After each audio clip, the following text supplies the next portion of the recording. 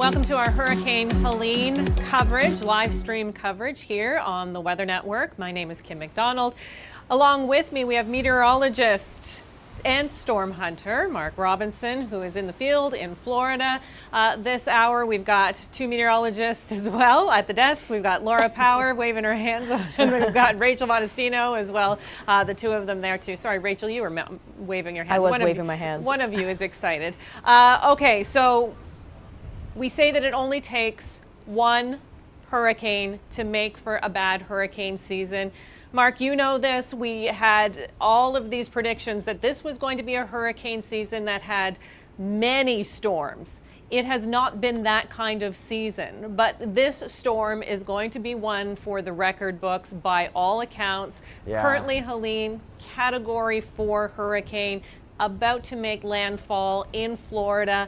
Devastating impacts are expected, not just Florida, but obviously Georgia and on into the Carolinas. So you are the expert as far as being in several hurricanes. Give me your initial feelings on this one.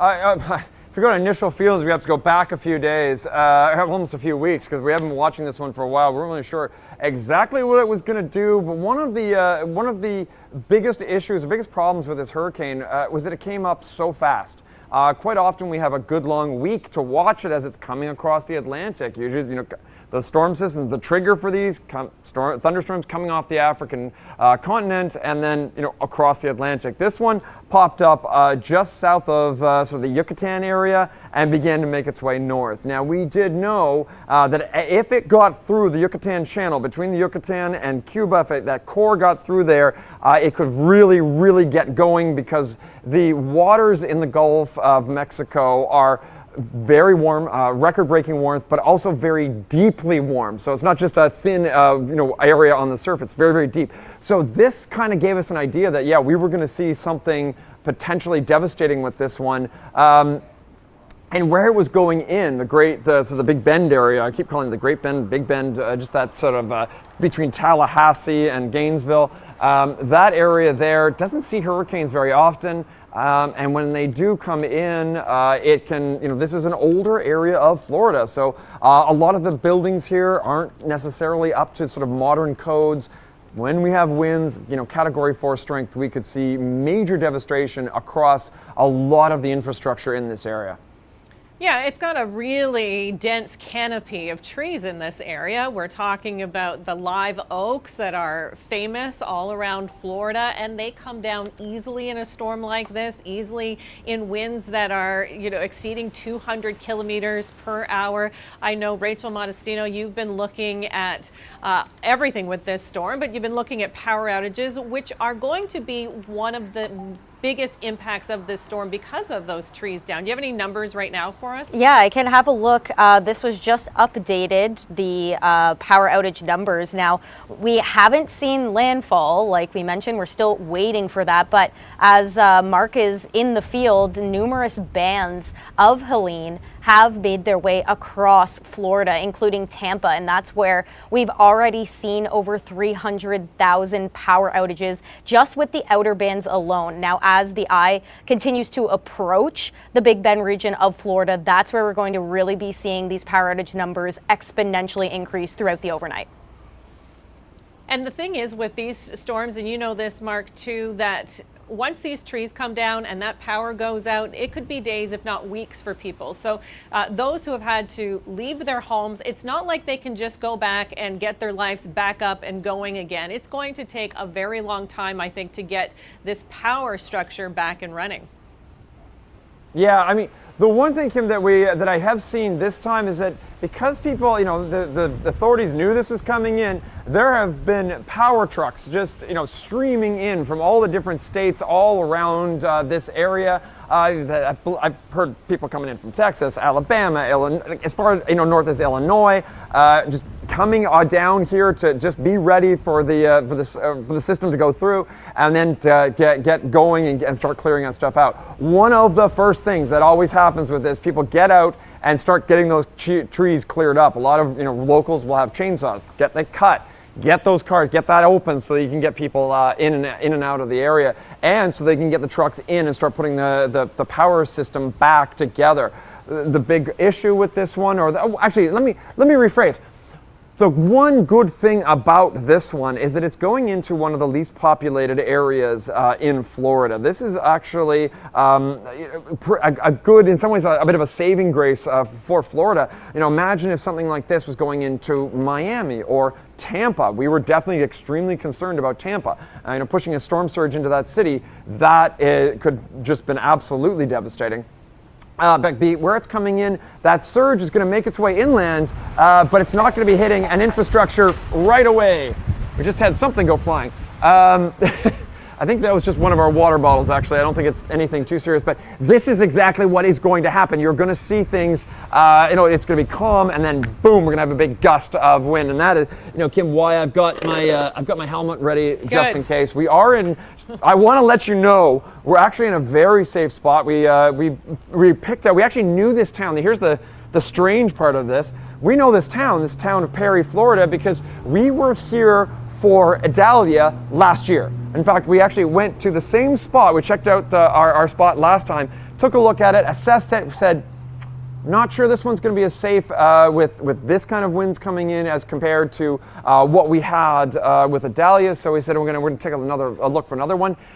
This here, well-built structure. We're going to be underneath this. Flying debris probably not going to be a big issue for us as long as we're sort of tucked under there. And you can't really see right now, but I'm sort of underneath the overhang here, so I should be pretty good. See, there's another gust. That's what we're going to see. You're going to see me chatting. You might be able to hear me, no problem. Then all of a sudden that gust is going to hit.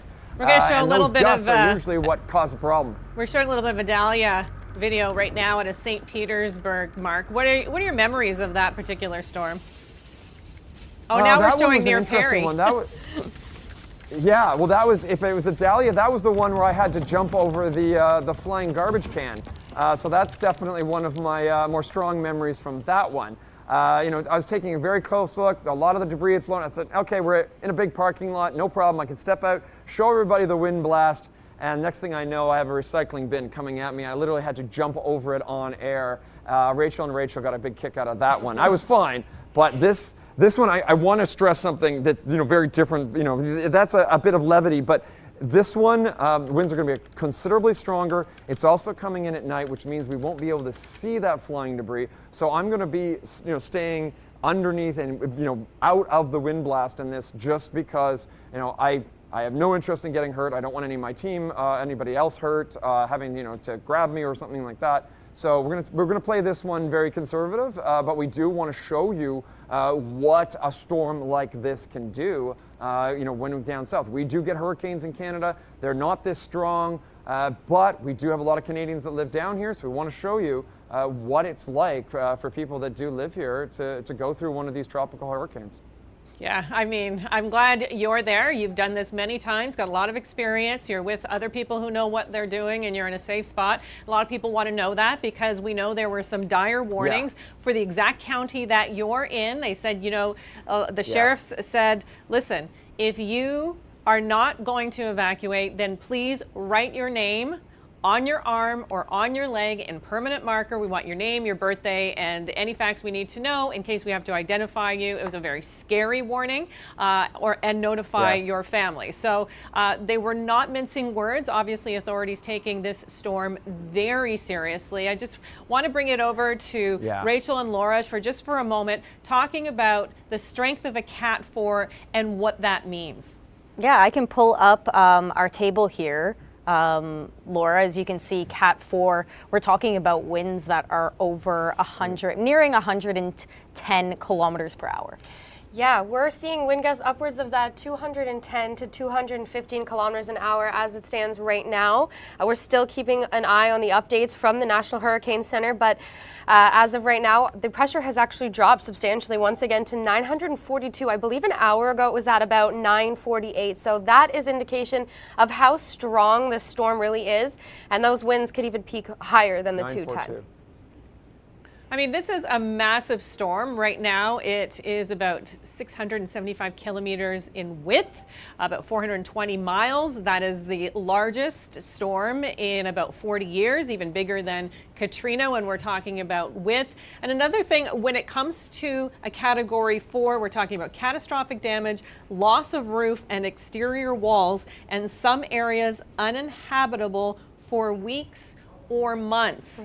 That's the kind of strength we're talking about here. Very scary. We're looking at the radar reflectivity right now, moving right into that big bend as we were talking about. Now, Mark, when it comes to this storm, it is moving at a clip, and it is going to continue to move at a clip even as it moves onshore. Can you talk a little bit about the states that are, not directly in its path, but will be eventually?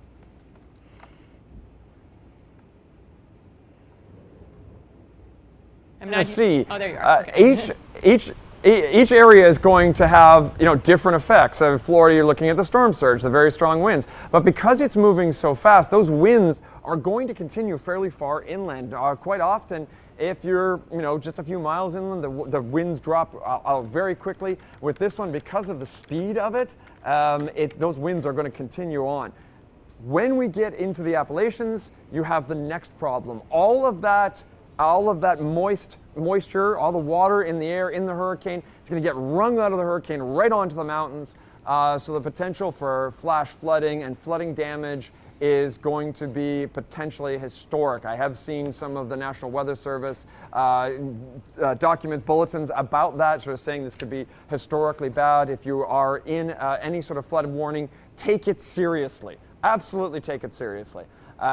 We in Canada probably won't have to worry about this one because it's going to stop over that Tennessee area, and that's a part of the problem. It's going to dump all of that moisture on those Appalachian Mountains as opposed to, say, through southern Ontario, which we quite often see with these hurricane remnants. Or for myself, when Hurricane Debbie came through, I got it in Quebec and nearly lost my tent while I was camping. So this is the second hurricane I've been through this year. This one I think is going to be a little bit different than the one I experienced in the Saguenay region. Yeah, we're looking at some video that you and Dave took a little bit earlier today in Tallahassee. Were you mostly encountering people who were there for the storm? Maybe it looks like we're looking at a media truck right here. How prepared did people seem? I know this came up real quick. This is not one of these storms where they had, days and days of notice, as you were mentioning earlier. But what was the feeling in the areas that you were traveling through? I mean, I'll be honest. I was sort of expecting more preparation ongoing, especially when we did think it was going to hit Tallahassee directly. I expected to see a lot more people. We went to a Target. We were able to get no problem. Even the snack aisle was full, and I didn't expect that. Now, having said that, the preparations that I saw after that, once people sort of began to realize, oh yeah, this is coming at us, that then changed. Especially once the authorities said, okay, we need you to take this seriously. We need you evacuated if you are in the path of this. If you're down by the water, we need you evacuated. I think at that point, we really did see preparations start to go really fast. A lot of people that we've talked to said, I've lived in Florida for years. I know what it's like. I know what I need. I'm going to take this seriously.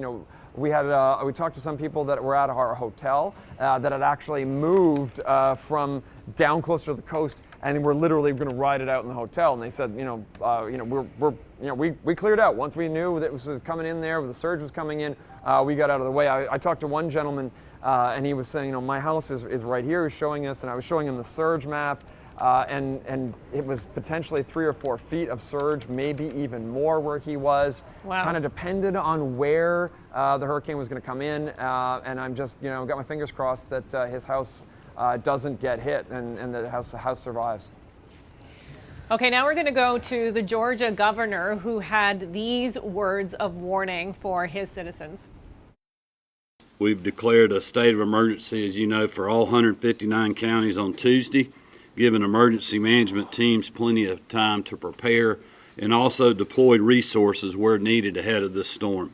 At this point, it doesn't really matter what category this storm is. It's one of the biggest that we've ever seen in the Atlantic from a size perspective on the width of it.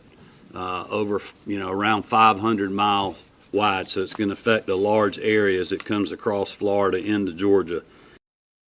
In Atlanta, Georgia, we have the busiest airport in the world. And I know Laura was looking at this in detail yesterday, talking about the impacts that Atlanta's international airport would have, being such a hub. Laura, do you want to expand a little bit on that? Yeah, absolutely.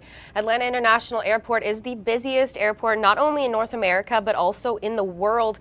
It traffics 286,000 passengers a day, upwards of 100 million per year, and about 4,000 flights a day. That just goes to show how many flights pass through Atlanta, whether you have a layover or a stop through.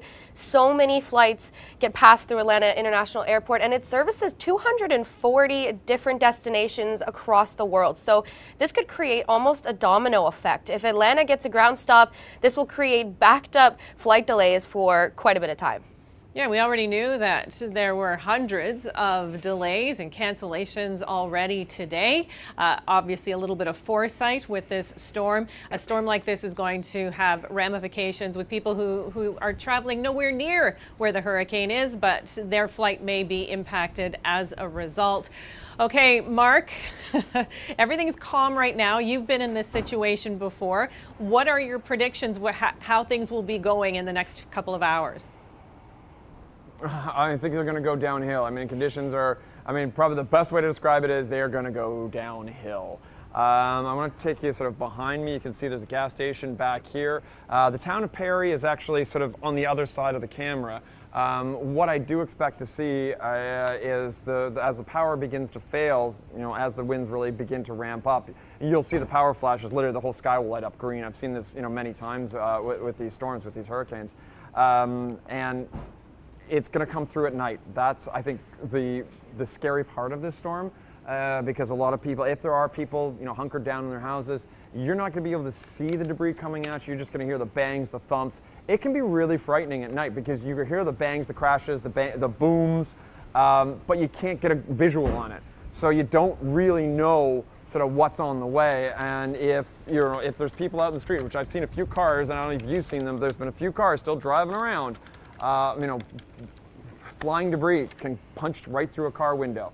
So I'm just hoping everybody off the road, forget it, just hunker down as best they can. But as I said, at night, these systems can be extremely frightening. Yeah, accidents are one of the top ways people get injured or killed during a storm like this.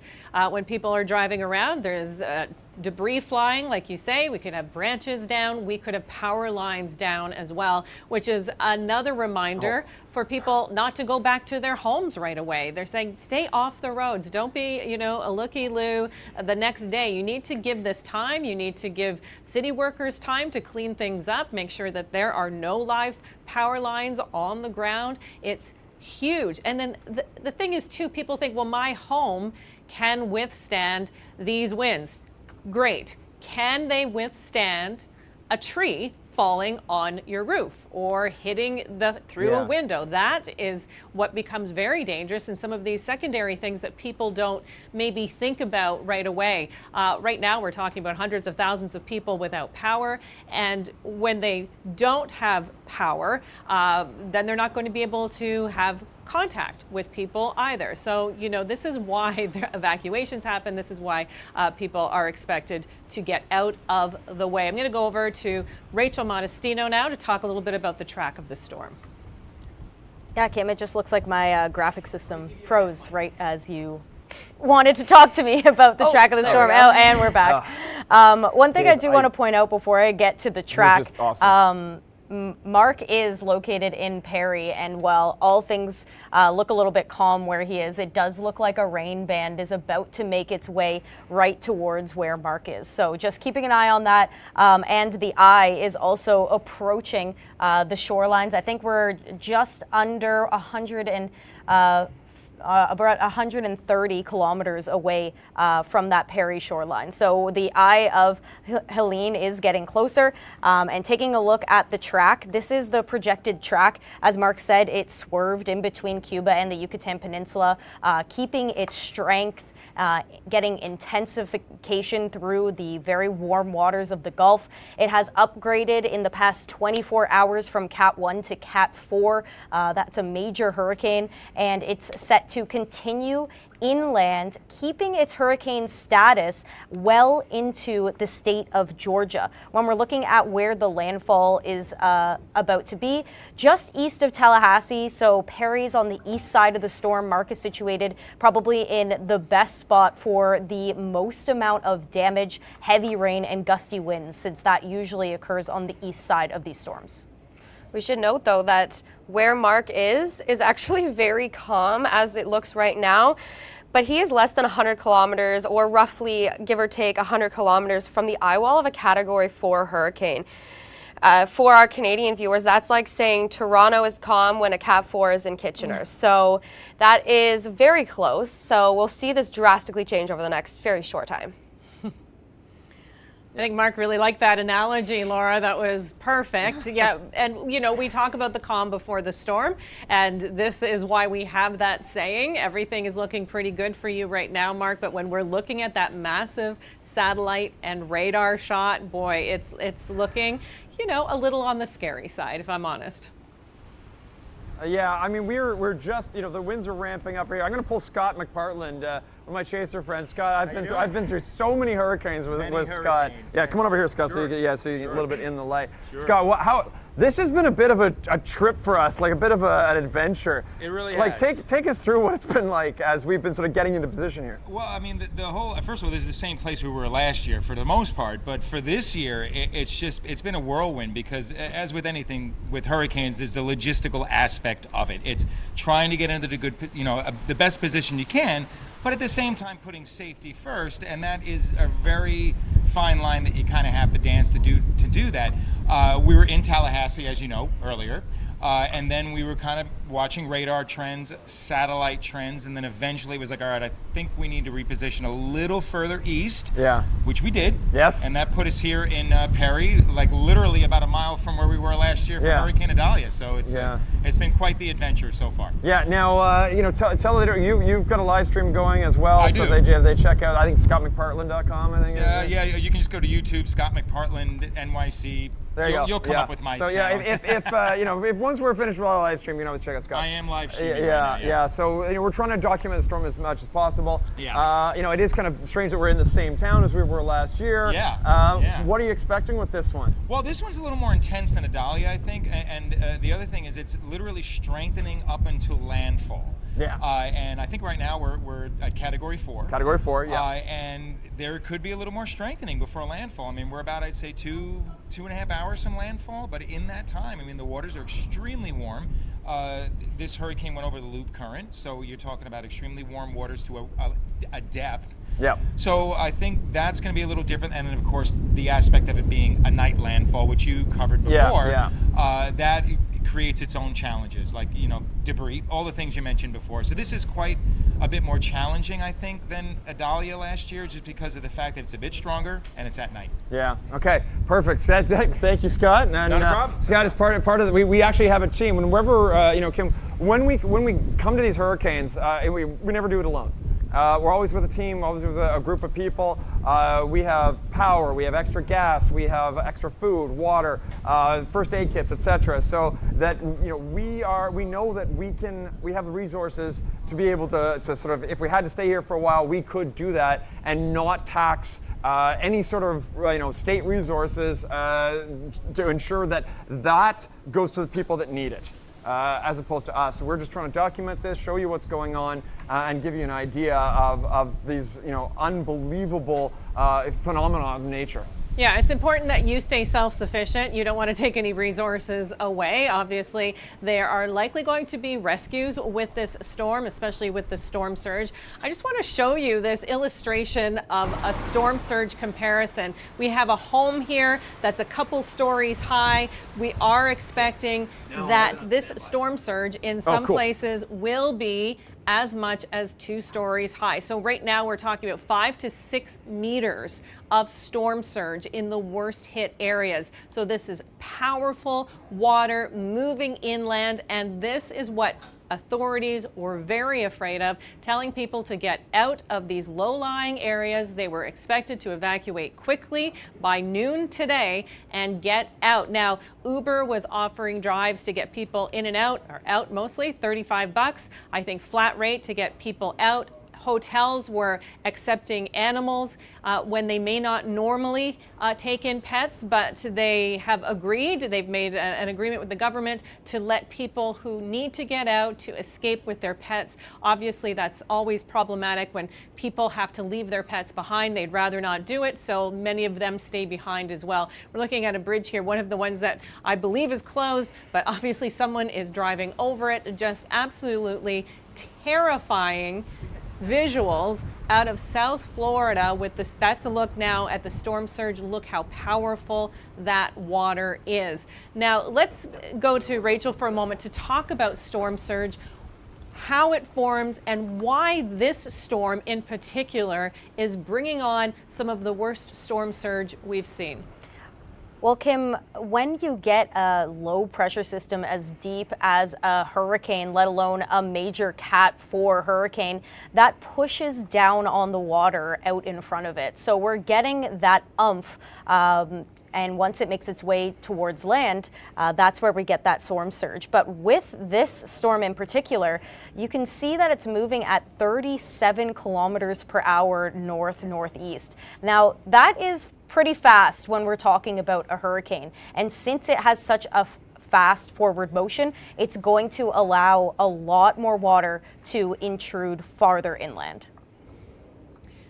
Yeah, and for the next few hours, this is going to continue to barrel northward. We can see it moving right into that big bend of Florida. I often refer to this whole area as the Panhandle, but right in the crook of it is where the big bend is, and that is where the storm is headed.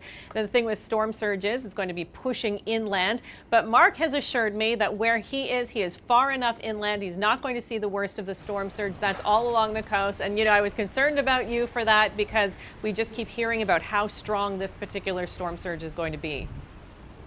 Yeah, well, I was actually just funny you mentioned that, Kim. I was actually just checking that. Just, you know, we are pretty far inland and we're up, fairly far. So, I'm not really concerned about surge. The one problem that you can sometimes see with surge if you're fairly far inland is that it pushes the water up the rivers. And you can sometimes see the rivers, break their banks, especially if you're also having rain falling at the same time, getting all that freshwater flooding. Those two things combined, you can get a bit of, I can have a major problem with some of the rivers that are flowing down there. But the surge at this point, where we are, not going to be an issue. But you are close to close to the ocean, and I was close to some of those communities last year after the hurricane went through, after Idalia went through. We went and checked out some of those communities, and you could see where everything had flooded. In fact, there was still water left after it had come up, and it couldn't easily drain back out. So that was, you could see that. That was on a weaker storm than this. So I am very concerned about some of those places that we saw last year, considering that we are literally in the same town that we were in for Idalia. That's Perry, Perry, Florida. So yeah, I mean, if you're down by the ocean, I hope you're not. There's just no other way to put it. It's just, please, I just hope you're not down there. Yeah, I'm hoping that everybody took all of the warnings very seriously with this. No one was mincing words. The NWS and the National Hurricane Center were putting out statement after statement. I know Rachel and Laura were looking at those, talking with very strong language ahead of this storm, and early on too, Rachel. Yeah, I mean, there was no signs that you maybe should stay home at that point. I mean, I think the language was very clear. This is going to be a catastrophic event. We're not taking this storm lightly.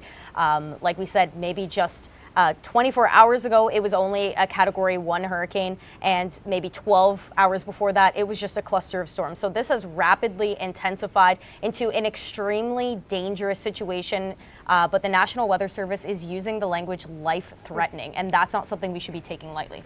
No, their wording is absolutely terrifying. They're using words like unsurvivable, I don't think I've ever seen that word in a national hurricane advisory. They've used, like you said, catastrophic, inundation. These words they're using, I read one that said, please, please, please heed all evacuation orders. I've never heard such stressed and terrifying wording. And it's not just for those that are going to be affected by the surge, but farther inland. That's something that you may not be thinking about, but this is the National Weather Service from South Carolina putting out urgent messages that this is going to be one of the most significant weather events to happen in the western portions of the area in the modern era. This is supposed to surpass record flooding for the state, going all the way back to major flood events from 1949, and that's all due to the fact that this rain is going to continue far inland into the Carolinas, into Georgia.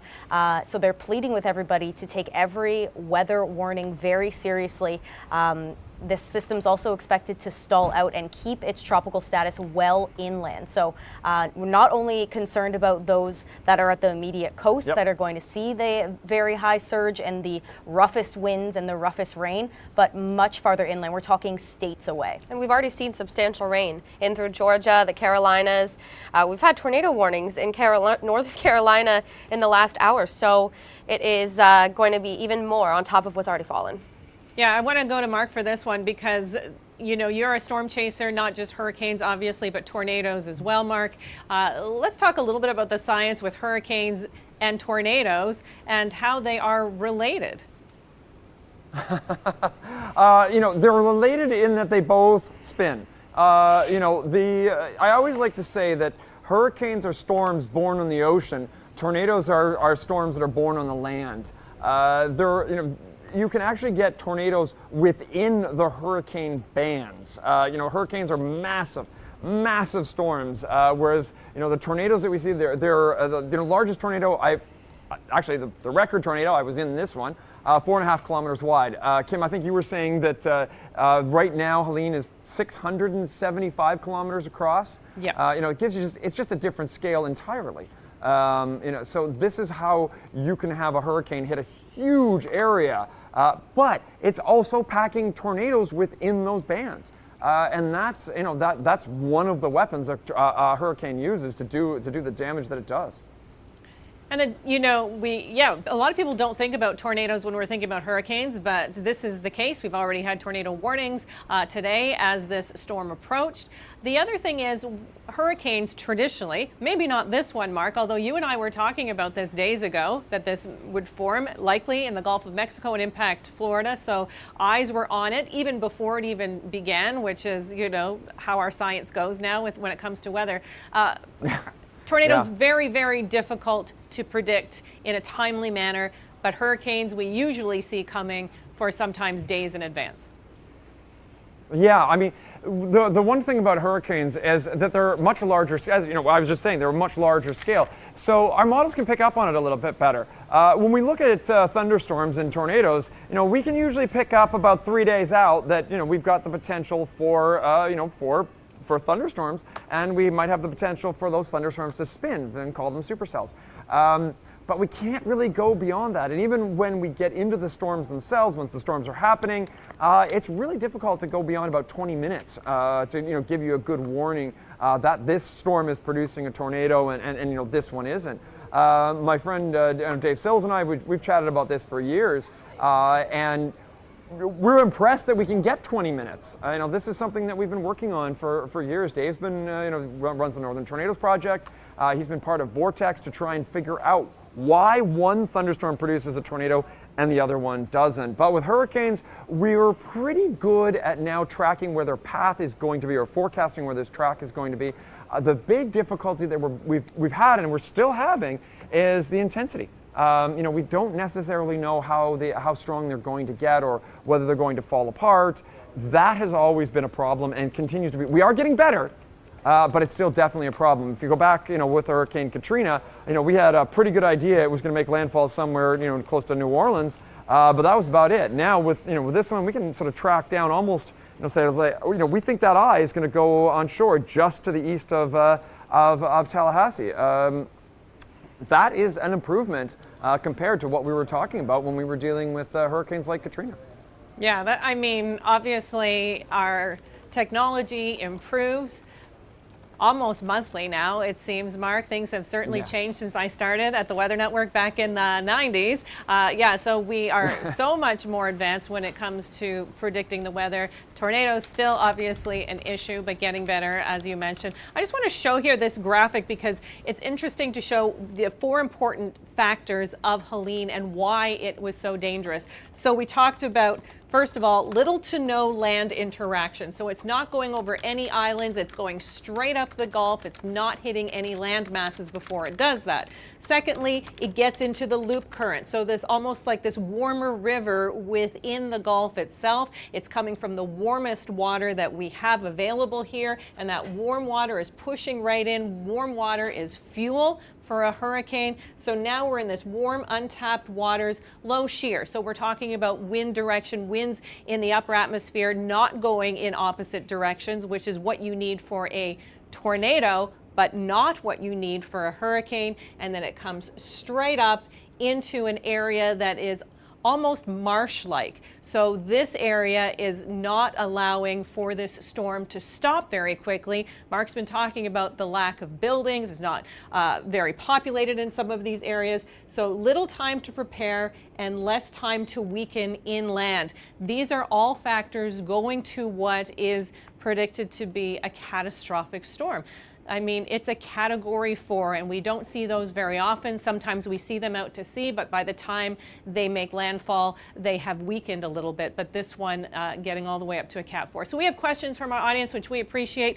This one, we've had several of this same question. Will we feel it significantly in Ontario? And if so, how and when? Not a bad question considering the trajectory of this storm, Rachel. Yeah, typically when you get a storm, a tropical storm hurricane in the Gulf of Mexico, you think that it's going to go up and towards the east, impacting Ontario, Quebec, Atlantic Canada. I mean, we saw it already this year, but that's not going to be the case.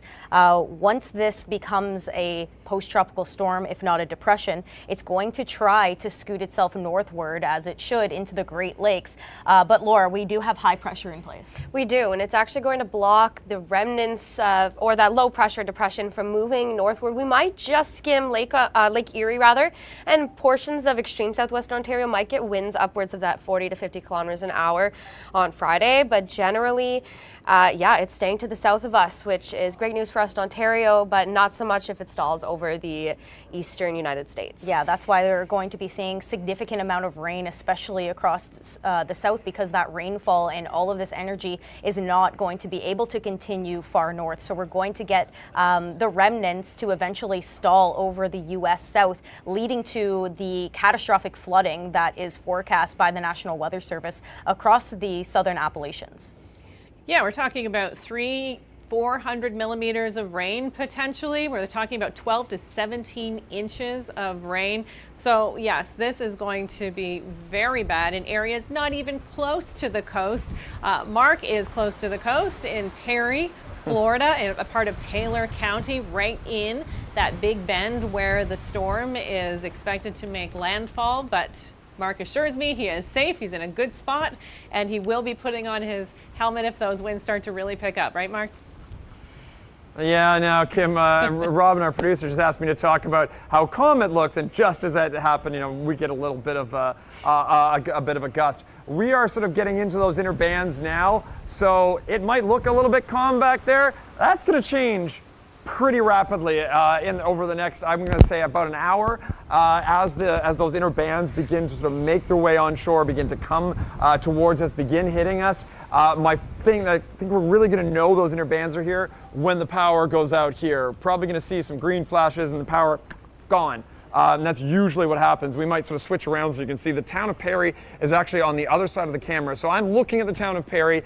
You're looking actually I think we're looking sort of in the westerly direction, and that's sort of where we're going to see the winds going this way. But those winds are going to shift as the Eyewall begins to come on shore, and you'll see them begin to shift and start to go in this direction. That's when the strongest winds are likely to hit.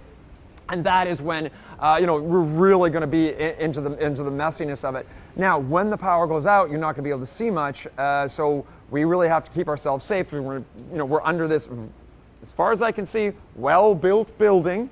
When the debris does start to get going, but as I said, we're really going to know when you see that the power go out, and I can actually see in the lights here. It's a little bit hard to see. Maybe you can't see it as easily on camera, but definitely we're starting to see a change. I keep filming this scene right here, every 10 minutes, just to have that as we advance through the storm, just a timeline. Of how it was changing as we went through the storm. My first shots, there was nothing going on, and now that's starting to change, and I think it's going to change very rapidly as the storm makes its way on shore, as the core of the storm makes its way on shore. All right, I am curious. I should know the answer to this already, but I don't.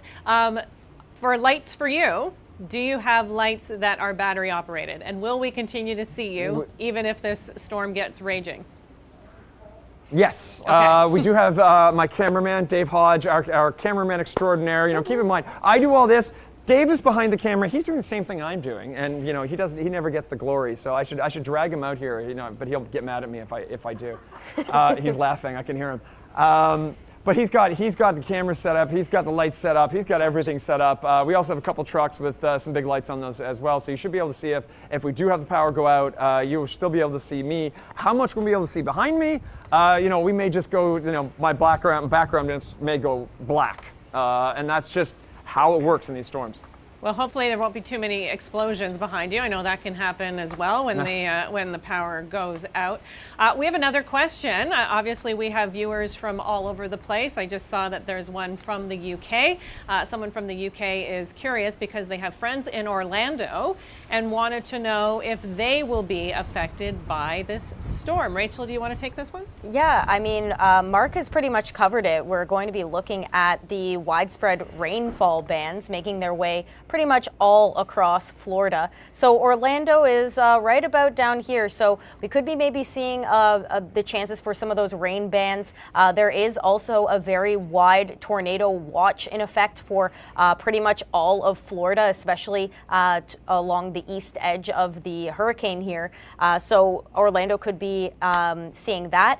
And what we were just talking about, all of these power outages, there have been some power outages that have been noted a little bit farther inland from Tampa Bay, including some of the area of Orlando, and we've just surpassed 500,000 power outages, and this hurricane hasn't even made landfall yet.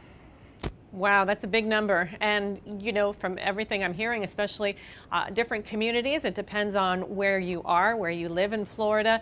With trees coming down in some cases with this storm and losing power that way, some may have to deal with no power for days and sometimes even longer than that. We've seen it in the past. I just want to show you a few different tracks here of storms in the past. We have Idalia, we have Ian, and we have Michael. So 3 different storms, 2023, 2022, and Michael in 2018. So in 2022, Hurricane Ian making its way across southern Florida, south of Tampa, $118.5 billion in damage. That is an extraordinary number.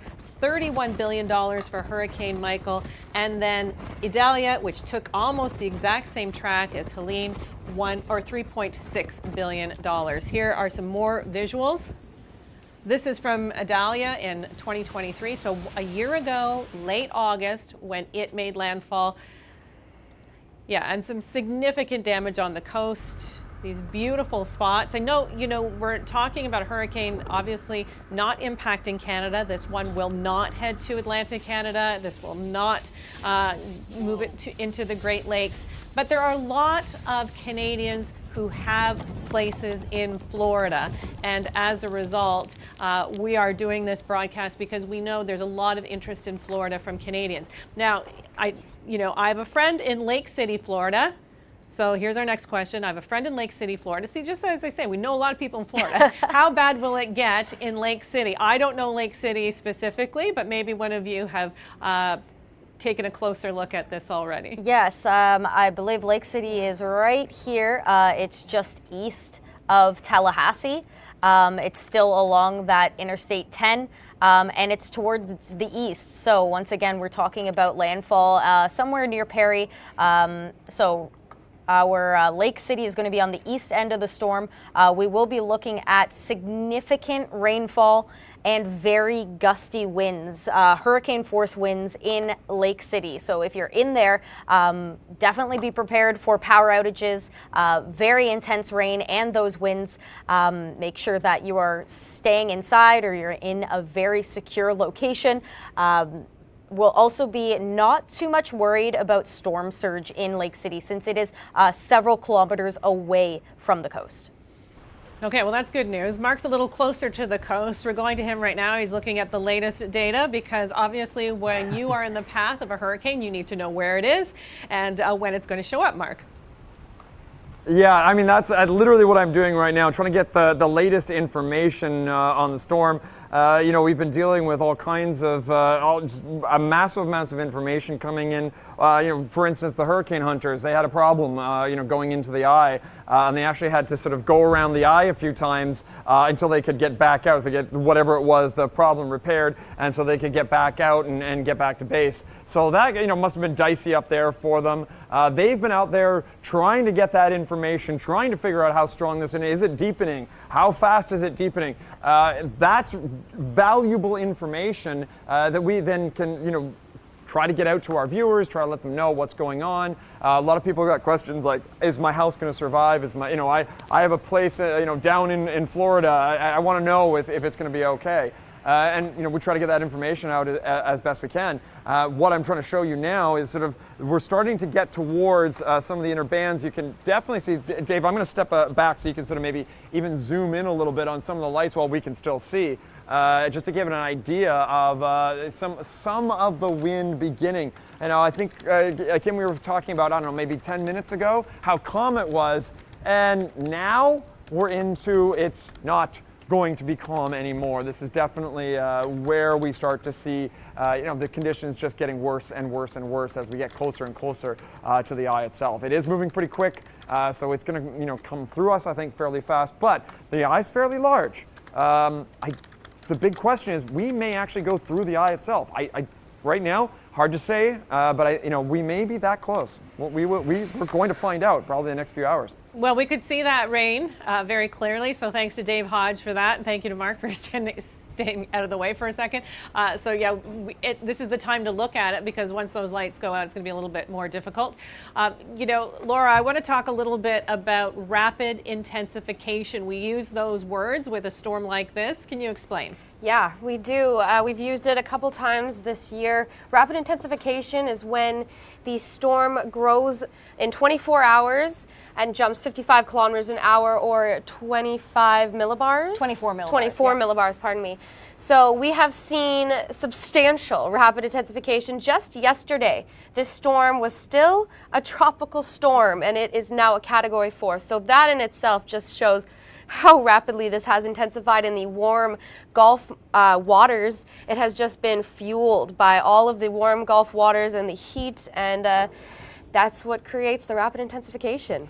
And you know, seeing this and knowing that it was going to be a storm that rapidly intensified, you know, Governor DeSantis, the governor of Florida, asked FEMA for help ahead of time, which is the best way to do it. When you want funds, when you want FEMA ready to roll, the governor has to ask for help. And he did that ahead of time, realizing that this storm was going to be potentially catastrophic, and so that he could get the people, the funding, everything that Florida will need as quickly as possible. I know that 61 counties were under a state of emergency. I know in Georgia they're doing the same thing. Some very strong words coming out of South Carolina as well. So this storm is going to be impacting millions of people, not just Florida, but as it makes its way north at a very quick pace, it's going to be impacting with those powerful winds, with flash flooding potential as well. The storm surge, yes, but that's going to mainly stick to the coast and closer than that. So this is what we're talking about, a lot of preparation, but Rachel, we didn't have a lot of time with this storm. No, we didn't. And like we said, it was just a tropical disturbance maybe 72 hours ago. But that's what you get when you get almost the perfect track. If you asked me, Kim, draw a line starting from south of Mexico and make the biggest hurricane, strongest hurricane you can, I would draw this line.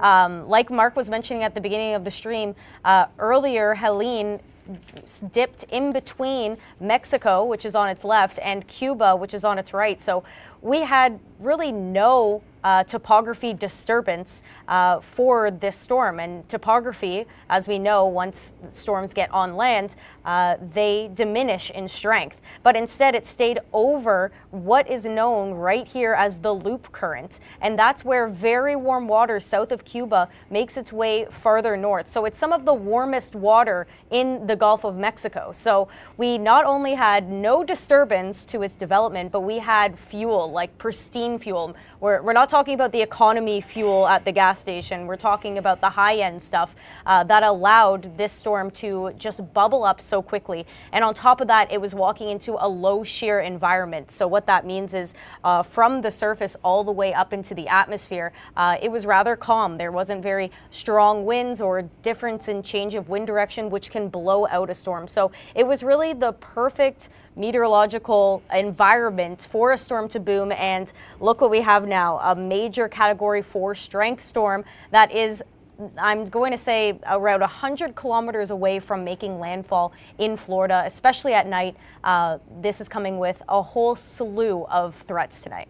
Yeah, I think we're going to see a whole different scene tomorrow in the daylight. We'll have a better idea of what has happened with the storm surge, with trees down, power outages, and the kind of damage this storm has done. I saw an interesting conversation on Twitter earlier where someone was saying, you know, we can't point fingers at anyone necessarily who stays back.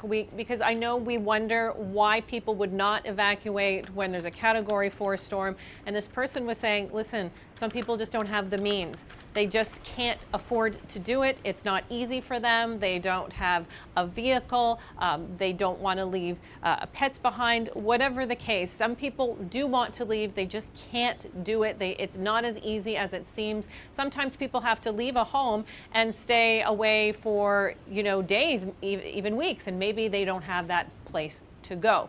Okay, Mark, we're looking at the lamppost now. We're really getting a sense of that rain picking up and the wind is coming in as well. How's it feeling out there? Yeah, I mean, Kim, it's you know, it's such a change. This afternoon we were in Monticello. That's how it's pronounced down here. It's not Monticello. It's actually Monticello. That's my bad Italian accent. It was as still as you can possibly imagine. It was extremely humid, extremely still air, and it was an ominous feeling, and you knew that this was the fuel for the storm. We knew that this was just like the perfect conditions for the storm. It was unbelievable. I actually had to get in the car and turn the air conditioning on just to cool off and dry out a bit. That is now changing. All of that fuel, all of that still, very damp air is now fueling what you're seeing behind me. So those winds that are picking up, the rain that is picking up, all of that is just the atmosphere, all the moisture and the potential in the atmosphere is now being turned into something kinetic. This is going to go from the very calm conditions to, like, you're not going to be able to see this in a little while, most likely. I mean, I'm going to say that right now.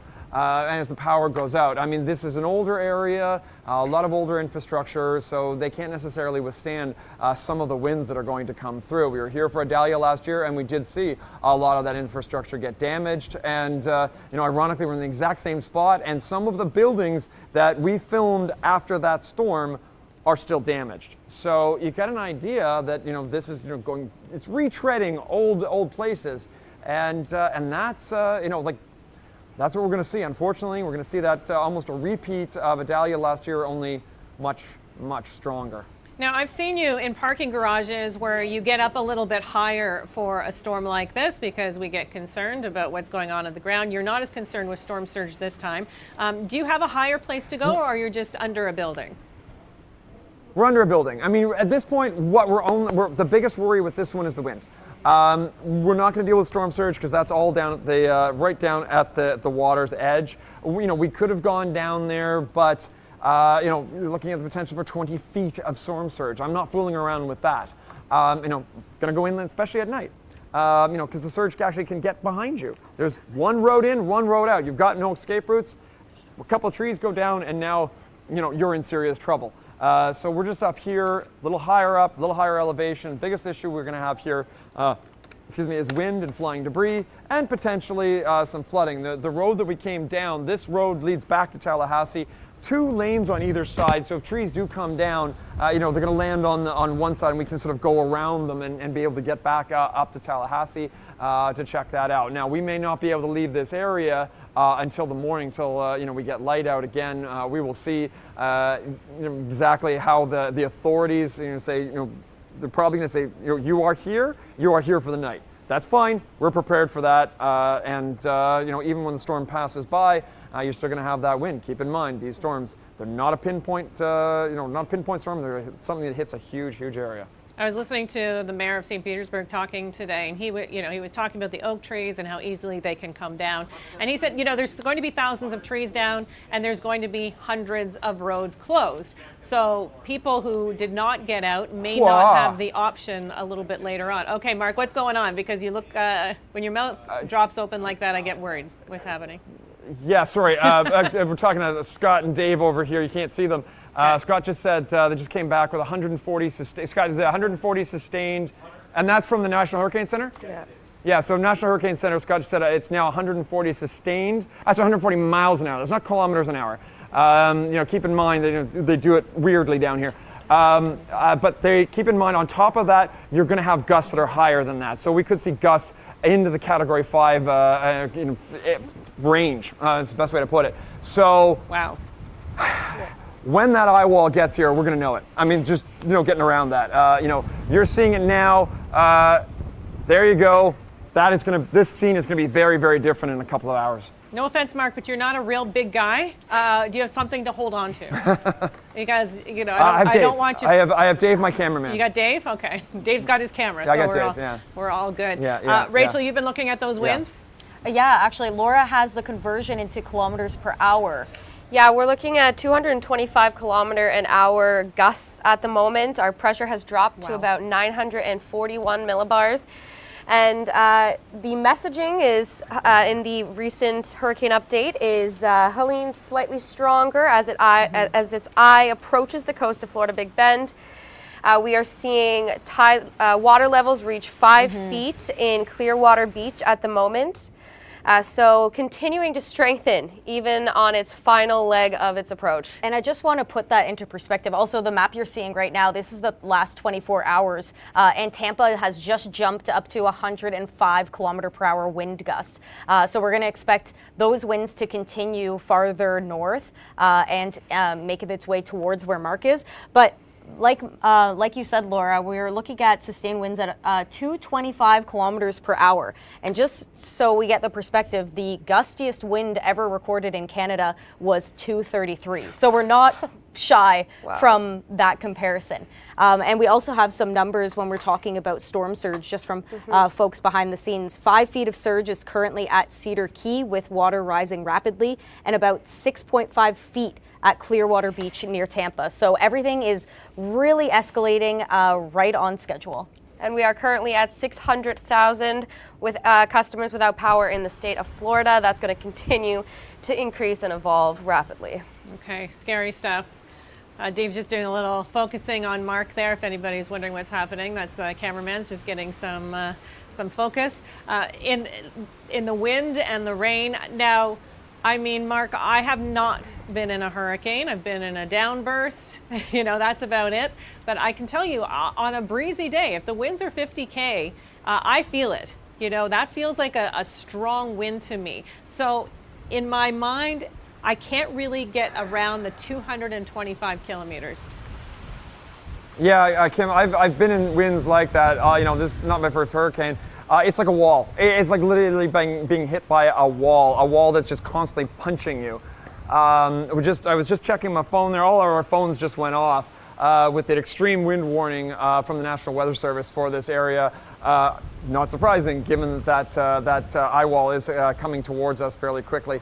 The winds, when they get to that level, it's not just, I've said this before, it's an experience. It's not just something that they see or that you feel, like feel it in your body, because there's a roar to these storms, to the winds in these storms, and it's almost like a subsonic roar. Your whole body feels it, and you don't necessarily need to be in the wind to know that you are dealing with something that, an extreme of nature, to put it mildly.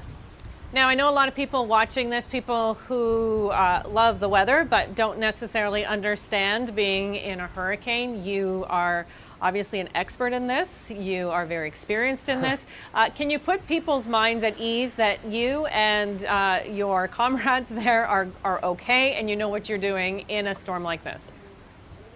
Yeah, this is hurricane number 27 for me. It's probably higher than that for some of the other guys. We've been through a few of these, but Kim, I want to stress that every storm is unique. Every storm does things a little bit differently. So we try to mitigate the risk as much as possible. We're not completely out of risky areas, but we try to mitigate that. My helmet is over there. If debris does get going, I'll have that on. If it really gets bad, to the point that we start seeing debris, I will be stepping. We're going to move the cameras. We're going to make sure that we're as safe as possible. We did choose this one to be in here, so when we do get those extraordinarily strong winds, they're going to be going sort of in this direction. So we've got a whole building between us and any flying debris, and on the other side of that building, pretty much forest. So trees are coming down. We're not going to be dealing with a lot of flying sheet metal, which, if you're in the town of Perry, we may see more of that sort of thing. So we're definitely in an area that I think we're quite, very safe. We still may see damage to this building. I would not be surprised whatsoever to see some damage here. The gas station behind us, unfortunately, those big canopies, they act like sails in hurricanes, and you don't go anywhere near those. Those often come down. They go flying. We may not be able to see that because it's coming through at night. But we're definitely going to keep ourselves as safe as we can, safe as possible. And as always, safety in numbers. We have plenty of resources. We won't need any other resources from here. We're very self-sufficient. And as I said, if anybody runs into trouble, we have a whole bunch of people that can help out. Okay, that's good to know. I was concerned about that gas station behind you. I don't know what kind of ramifications that would have in a storm of this magnitude. I know you'll see very quickly, though, if something is going awry and can get out of there real quick. We can see that things are deteriorating, and this is only the beginning, Mark. I mean, it's already looking pretty dramatic. Laura, Rachel, do you have any updates for us? Yeah. Well, we've been looking at the extreme wind warning that we're gonna make a graphic and be able to pull up shortly, the extreme wind warning that Mark was just mentioning.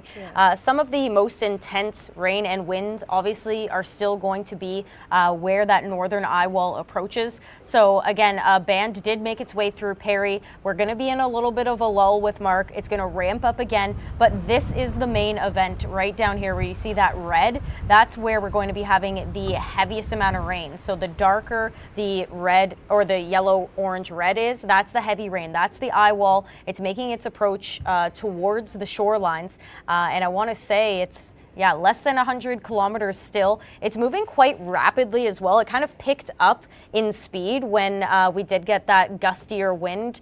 There's our wind speeds, 225 kilometers per hour, and you can see it's moving north at 39, nearly 40 kilometers per hour. So this is moving quite fast.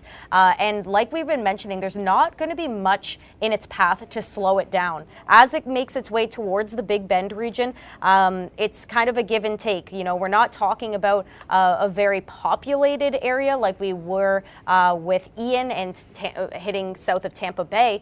But instead, we have lots of these wildlife management areas that are outside Tallahassee, in between Tallahassee and Perry, where Mark are. So we're going to be looking at these effects maybe pushing farther inland, because essentially, Kim, this is all marshland, and marsh is pretty much water. So not much in the way of the storm once it does make its way towards landfall. It's kind of like a bowling ball. It's intense, it's moving fast, and it's going to continue its hurricane status well through Florida into Georgia.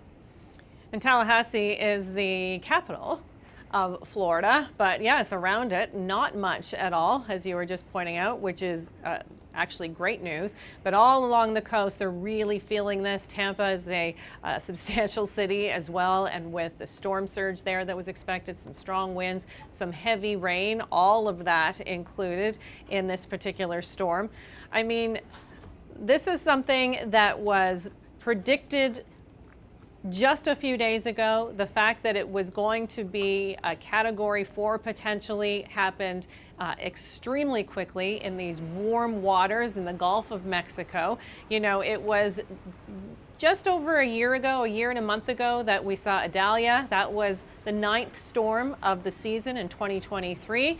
Helene is the 8th storm of this season. It is the 5th hurricane and the 4th named storm this season to hit the Gulf, to hit land in the Gulf Coast. So a little bit of an interesting storm or Atlantic season so far. Mark, not the season we had anticipated. We thought with the warm waters that we were going to see one storm after another, and unless that happens in the next few weeks, it's not going to quite live up to those expectations. But this storm itself is likely going to remain in the minds of anybody in its path.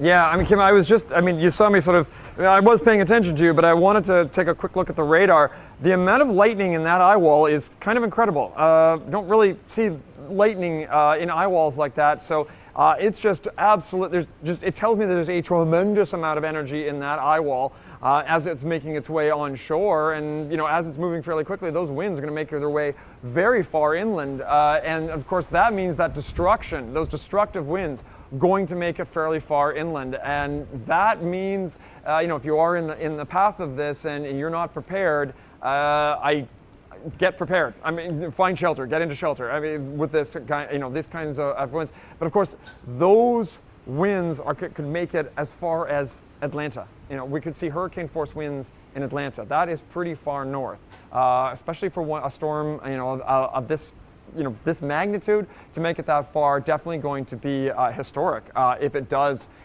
get that far north. I'm like losing description on this one a little bit, just because of all these things that are just sort of coming in at me. Information. Scott says till 140 mile an hour sustained winds. I'm looking at the radar, and there's so much lightning in that eyewall. Yeah, Kim, there's just no other way to put it. This is very likely going to be a historic storm. Well, I'm hoping that people heeded the warnings ahead of time, because people in its path are going to lose power, and they're going to have no way of getting communication, no way of knowing where the storm is or when it's expected to die out, and what's coming their way, because this is happening at nighttime, which is very scary for a lot of folks, and especially with this storm surge. But these winds and trees coming down and road closures and power outages, I mean, there's just going to be one significant impact after the other with this particular storm. We're looking at now biggest wind gusts in the last 24 hours, most notably Tampa, major city in Florida, 105 kilometer per hour wind. They're going to feel something like that. I know that Rachel and Laura, you've been looking at the power outages. Are we still at 600,000, or is that number climbing? We are at 608,000 at the moment. But speaking of current conditions, we currently have 7 tornado warnings in Savannah, Georgia. So that just goes to show how far inland these effects are really going to be felt. It hasn't even made landfall yet, and those outer bands are wreaking havoc across not only Florida, the Panhandle, but already as far as Charleston and Savannah in Georgia. That is just beyond. Like Mark said, there's really like a loss of words for that. Yeah, I mean, we're talking about a landfalling hurricane in the dead of night, but also 7 tornado warnings that are going on at once in the dead of night, also equally dangerous. We also have a tornado watch that's in effect for a majority of the state of Florida. And these bands down here that are draping all the way south, outside of Tampa, nearing Orlando, those are going to be the ones to be cause for concern for more spin, more rotation. And Kim, something that we were talking about just before with Mark is how far inland it's going to continue to keep its hurricane status. And the National Hurricane Center has forecasted that it will remain a Cat 2 hurricane as it enters Georgia by early Friday morning.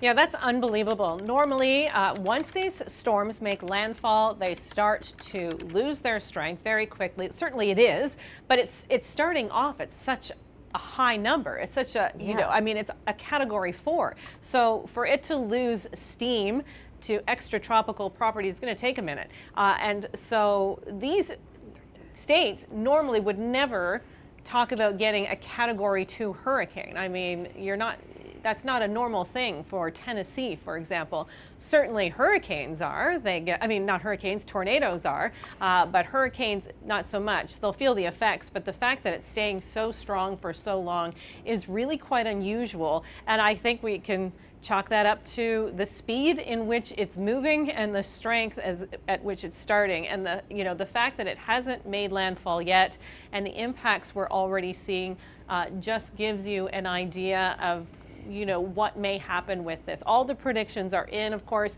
Nothing people can do at this moment in time. Hopefully people in, South Carolina, for example, and Tennessee are taking all the precautions that they need to take because this is going to bring in, especially through the Appalachians, some astronomical amounts of rain.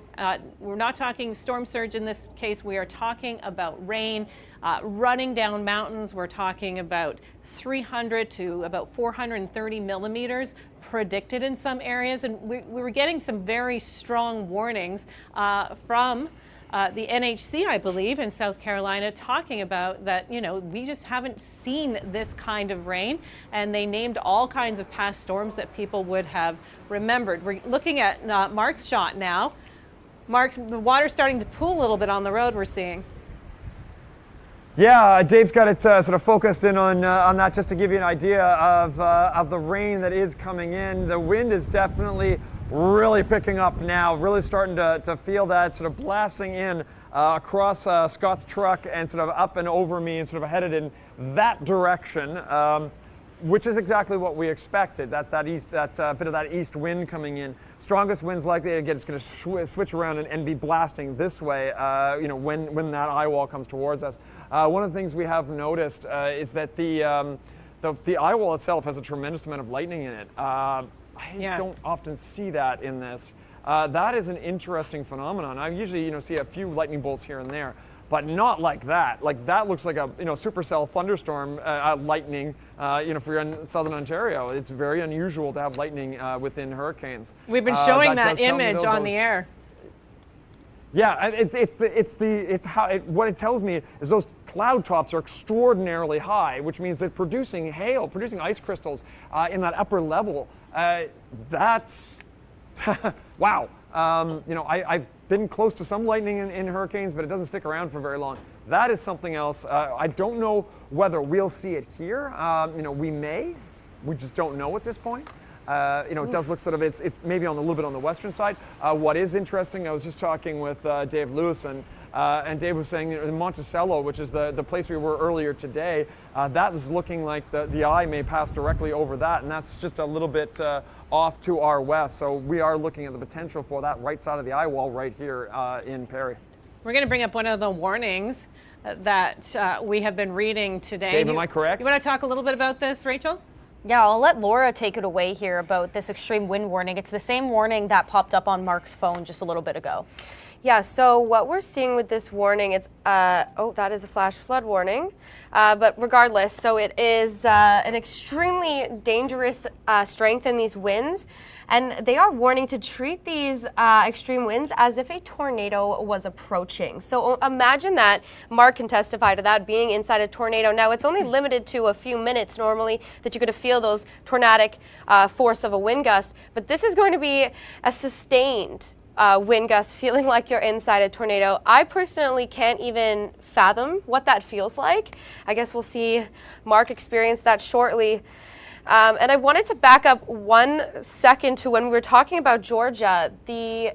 This will be the first impact of hurricane force conditions since Hurricane Katrina in 2005, where western Georgia took a hit from outer bands. But I think as far as my research is going, I can't find any record of hurricane warnings in the state of Georgia. So this could be a record breaker for sure. Okay, Mark, we're going to go out to you now. You've been in 27 hurricanes, as you were mentioning. What was the most recent one? Idalia. Idalia was the one last year, and sort of the ironic part of that is I literally rode that storm out in the exact same town I'm in right now, which is Perry, Florida. We were about 3 kilometers to our east in a bank parking there. This where we are here, another good solid structure that we're sort of underneath. This one we're taking a little bit more seriously. That was a much weaker storm, and it still did a tremendous amount of damage. This one, much stronger, coming through at night. Don't fool around, get the best building you can and document it from there. So yeah, this I think is going to be a bit different than the last hurricane I was actually in. You know, storm surge can push all kinds of debris on land as well. That can get very dangerous. It's just very powerful. I mean, storm surge is different than wave heights. We were talking about wave heights 3-5 meters high. Storm surge is different. Mark, talk about that a little bit. Yeah, I mean, storm surge is the bulge of water that gets pushed on shore. So it feels, or for me, it very much is like a rising tide. It's like the tide goes up and then it just keeps going up. So you add the waves on top of that rising tide. It's not like some movies that just shows storm surge as this one giant wave that comes in. It's not like that. It's much more like, you know, the wave comes in a little bit on the beach, and then the next one comes in a little further and further and further, and then it just begins to rise. It can be very subtle at times, but it is the most dangerous thing because you have those battering waves with the surge hitting places that waves normally do not hit. And we're talking about structures, talking about buildings. We're talking about, you know, the water going down the streets. That is the problem. That is the destruction that's this surge can bring. We're showing a little animation as you were talking, just to illustrate exactly what that looks like and how it can impact buildings. Obviously, storm surge was a real concern in these low-lying areas along the coast. I know that the governor was concerned, the mayor, authorities in general, and I also know that they have a lot of equipment to save people. Hopefully they don't have to use them, but they have boats and high water ATVs and a whole slew, because obviously this is where they live and this is a place that is prone to hurricanes. The problem is, of course, this is a hurricane unlike a lot that we have seen. Yeah, I mean, Kim, one of the things I do also want to stress is that, yes, they've got all this equipment, but that equipment is useless if there's, say, 200 trees down on the road between you and where you need to be. That is one of the big problems with this area. We're talking with some of the emergency people in Tallahassee, and one of the issues that they were telling me about was the trees. This area has not seen a very strong hurricane in a very long time. It's not strong enough to wipe out the trees.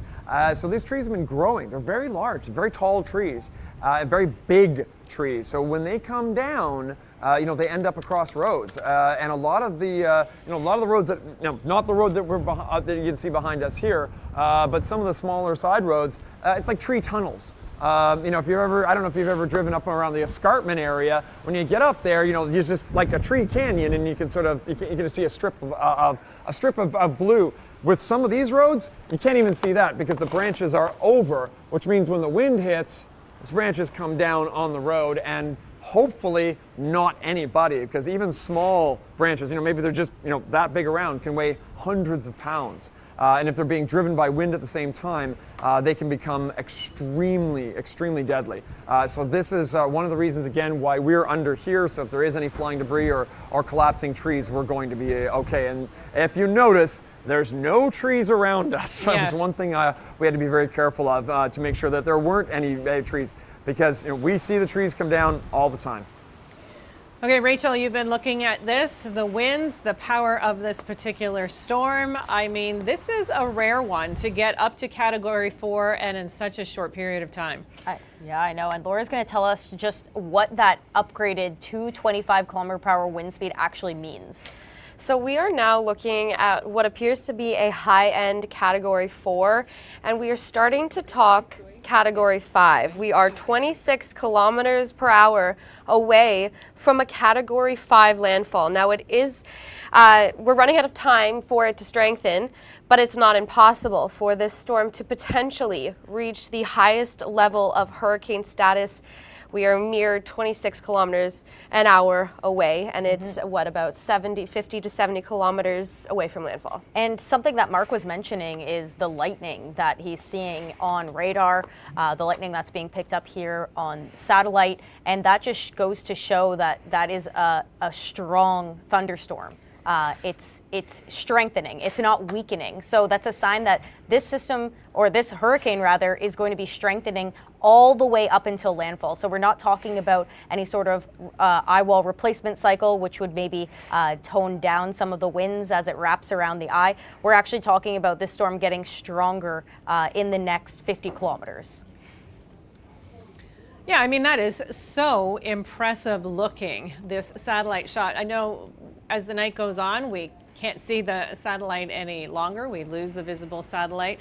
We still have the radar that we're looking at here, bringing in those bands of rain. So we talked a lot about storm surge. We've talked a lot about wind, because when we measure hurricanes, it all has to do with the strength of the wind on the Saffir-Simpson scale. It has nothing to do with heavy rain or storm surge or anything else. A Category 4 is specifically a wind speed, so not taking anything else into account. But we know that something like a Category 3 or a Category 2 storm can cause a lot of damage.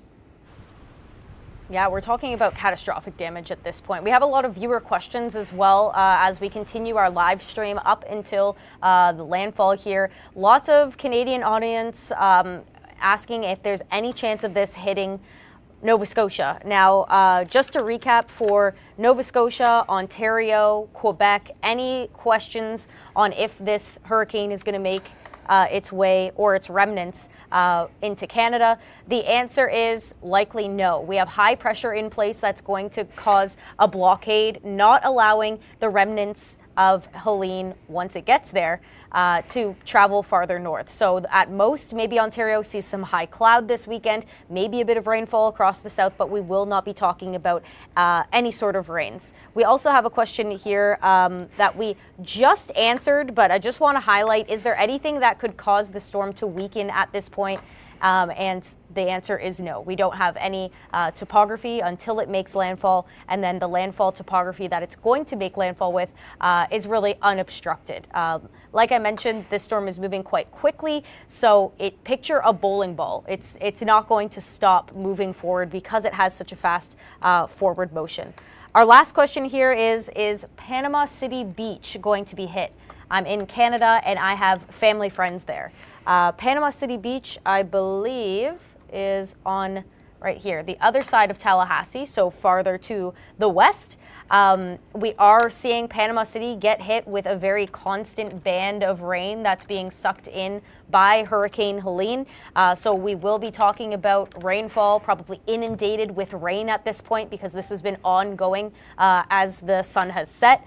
We're also talking about very gusty winds, not as bad as the east side of the storm is going to be because that's where we have the strongest environment and dynamics that's typically favored. But as you can see, Panama City getting a direct hit, likely also seeing power outages as well, Kim. Yeah, Panama City, very popular amongst snowbirds. That's a nice spot right on the coast, gorgeous little place.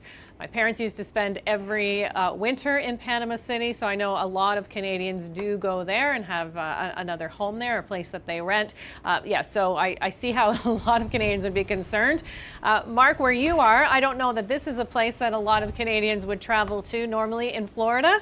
I don't know if it's a hot spot for the snowbirds necessarily. You know, it's some areas are. I mean, Yep. you know, Tallahassee is definitely a lot of Canadians there, but it's a very large wildlife area. So you know, you've got the people who are interested in ecology, conservation, hunting, fishing. That does happen in this area. So you know, Okay. definitely Canadians do you know come into this area. You know, Tallahassee itself, bit of a college town. There's a lot of university students that we were talking to. They were getting ready, and we were walking around the Target, and we could hear them talking about, do you want this chips? And they had to. Everyone was having sort of discussions on what were the best chips for going through the storm in Tallahassee. I didn't tell them that you know, storm chips is a thing in Canada, but they were asking about it. Now, being a little bit more serious, you know, I injecting a little bit of levity here and there. But you know, I do want to be serious about this one because this one likely to be a devastating hurricane. But there is the silver lining that it is going into an area that isn't very populated. I was just talking with the guys, and we're sort of looking at the eye itself may sort of go just between us here and Tallahassee. It's really, really interesting. If we had stayed in Monticello, it would have gone. You know, I think we would have had the eye right over top of us. They always get these little wobbles. We're not sure exactly. I also have found that hurricanes tend to turn right as they hit the shoreline. This could do any of that.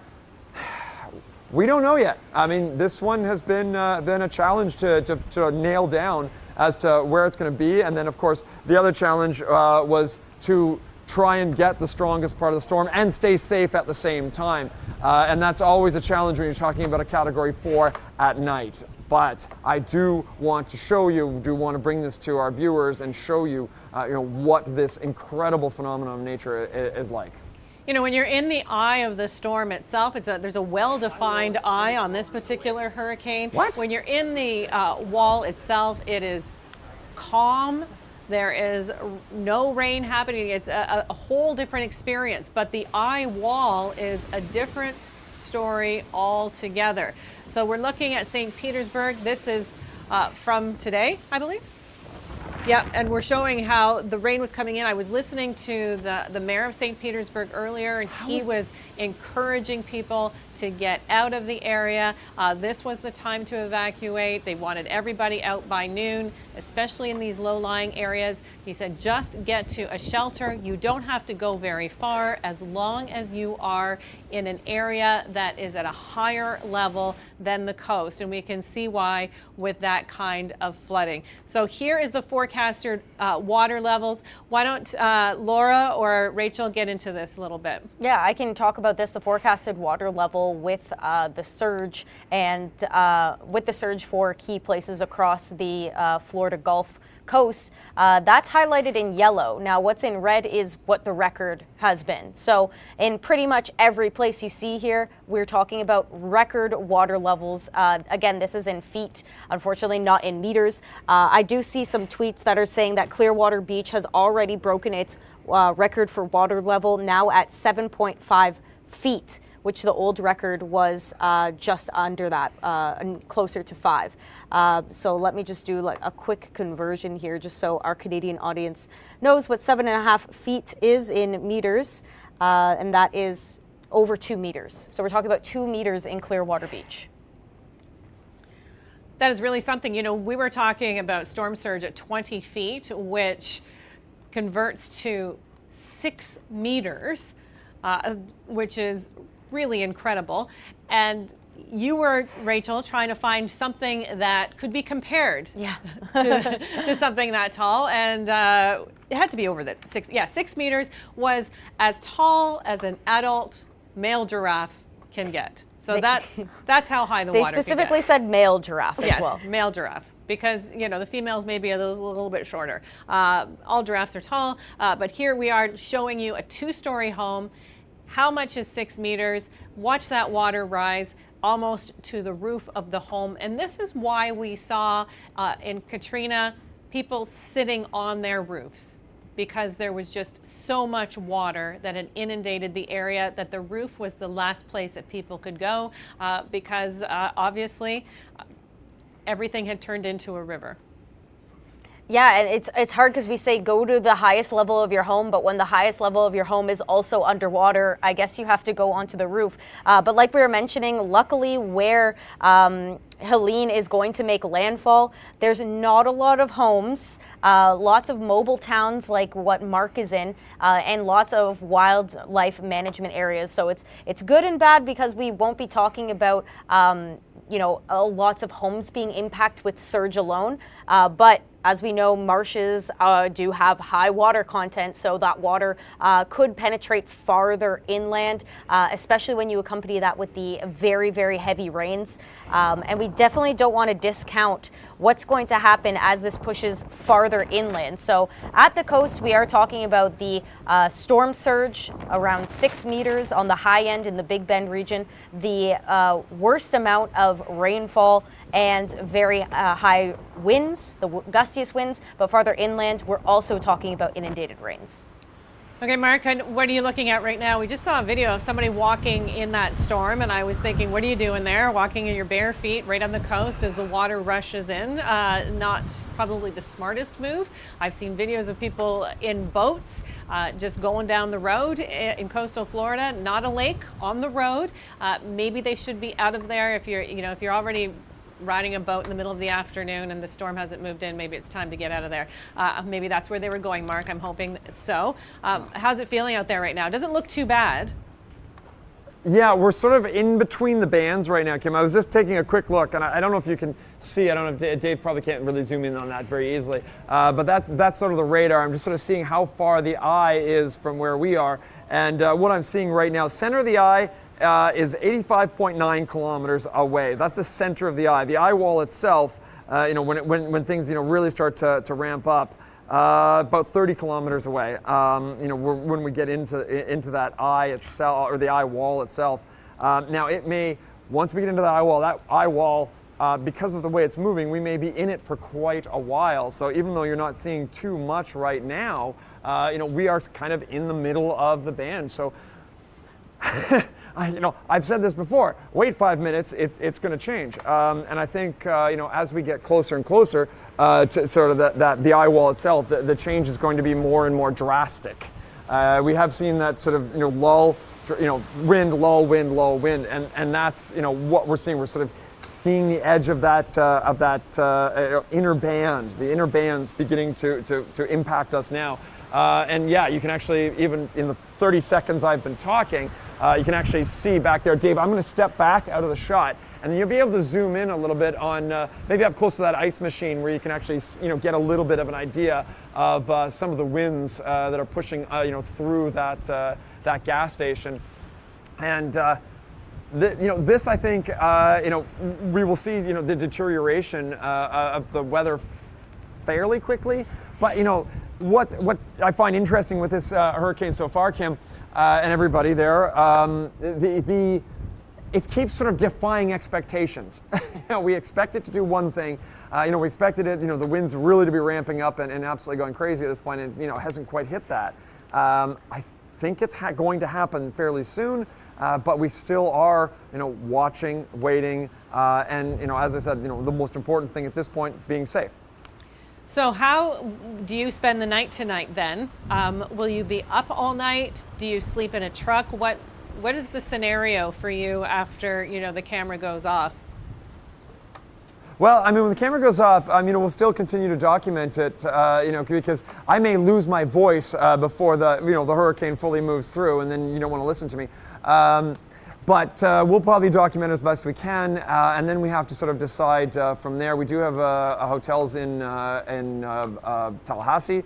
They're great place to stay. We're staying at the Holiday Inn. That's fantastic. Thank you to them. They did a whole bunch of stuff for them. That's why I'm giving them a little shout out. Thank you. Sure. But yeah, so we got there. but we may not be able to leave. You know, the big problem is trying to go down that road after those winds have come through. You know, we may have trees on the ground, we have power lines on the ground. We don't want to be going past that. So, you know, we sort of have to play it by ear and sort of try and figure out exactly what we can do and what we can't do. The police have put a curfew, 7:30. We want off the streets. If you're on the streets, you will be arrested. So we are, you know, off the streets. We're in a spot where it's pretty safe, and we're just making sure that, you know, if they say we're staying off the streets until morning, that's what we may have to do. There we go, Kim. That's that change. Whoa! There we go. There we go. That's definitely. I'm going to step out of the shot just for a second while Dave gets a shot of the winds that are coming in now. Because wow, did that ever just ramp up? That is again that gustiness that we were expecting to see as the inner bands sort of come in, and that yeah. That sort of surprised me. I heard a little bang from over there, so I thought I better move just a little bit to make sure that there isn't any debris. So it's a little hard to concentrate on what I'm saying to you and hearing what you're saying while concentrating on making sure there is no debris coming my way. Yeah, well, hopefully a lot of people have eyes on what's happening. Maybe, I don't know, is it helmet time yet? I'm curious. I could hear the roar of that wind right before, you made a comment about it, but you can see it. Even though it's dark, we can see how the rain's coming in sideways. Certainly the pooling on the road, that's all moving along as well. I'm glad you were able to stay upright. So far, so good. Yeah, so far so good. I mean, one of the things I said, with this one was staying in shelter. So I like to show, the viewers, like show you, what the wind blast is like, what it's like out to stand out in this kind of thing. But I won't be doing that tonight, simply because I can't see. If there's debris coming, I won't be able to see it. Right. I have no interest in getting injured. I have no interest in doing that. I think you could get a pretty good idea of what it's like without me standing out in it at this point, just simply because I want to continue to show you. I want to show you the effects of this tomorrow as the sun comes up and we get a chance to see what this hurricane has done to the area. Fingers crossed that the damage is not as bad as we are potentially fearing. But we're definitely going to be seeing areas that have been hit very, very hard. There's just no question in that in my mind. Let's give your throat just a little bit of a break and let you assess the situation around you. And I am going to throw it over to Laura and Rachel. Our meteorologists have been watching this storm as well. Maybe you could show us a little bit where Mark is, where this storm is, what we can anticipate over the next half hour or so. Yeah, so Mark is sitting in Perry, and you can see that band just emerge right over top of him, kind of out of nowhere in the past 5 minutes. So that's what's kind of jumped him into maybe putting a helmet on. Like we mentioned, he is going to be about 30, maybe just more than 30 kilometers away from the eye. It's this northern band of the eye where we're seeing hundreds, if not thousands, of lightning strikes. This is a healthy hurricane and a strong one, high-end Cat 4. And Laura, you were just looking at some of the water levels because, it's easy to just put your eye to the eye because this is just so captivating. But farther down across Florida, from Naples, Cape Coral, all the way into Tampa, I'm seeing tweets of people on boats. Yeah, no kidding. Water inundation already to the level of needing boats on land. We are seeing records breaking, as you mentioned earlier, record broken by 2 feet already in Clearwater, raising the water levels to 8.6 feet. We have a water level in Old Port, Tampa Bay with 6.7 feet, 7.3 feet in East Bay. These are likely all going to be record breaking numbers. And I just wanted to mention about the lightning. I read somewhere about 43 strikes a minute. Wow. Yeah, so this is strengthening, not slowing down. Okay. We're looking at some images here from earlier. Lee County, Florida. Look at this bridge. I mean, they closed all of these bridges. Doesn't mean people aren't going to attempt to cross them.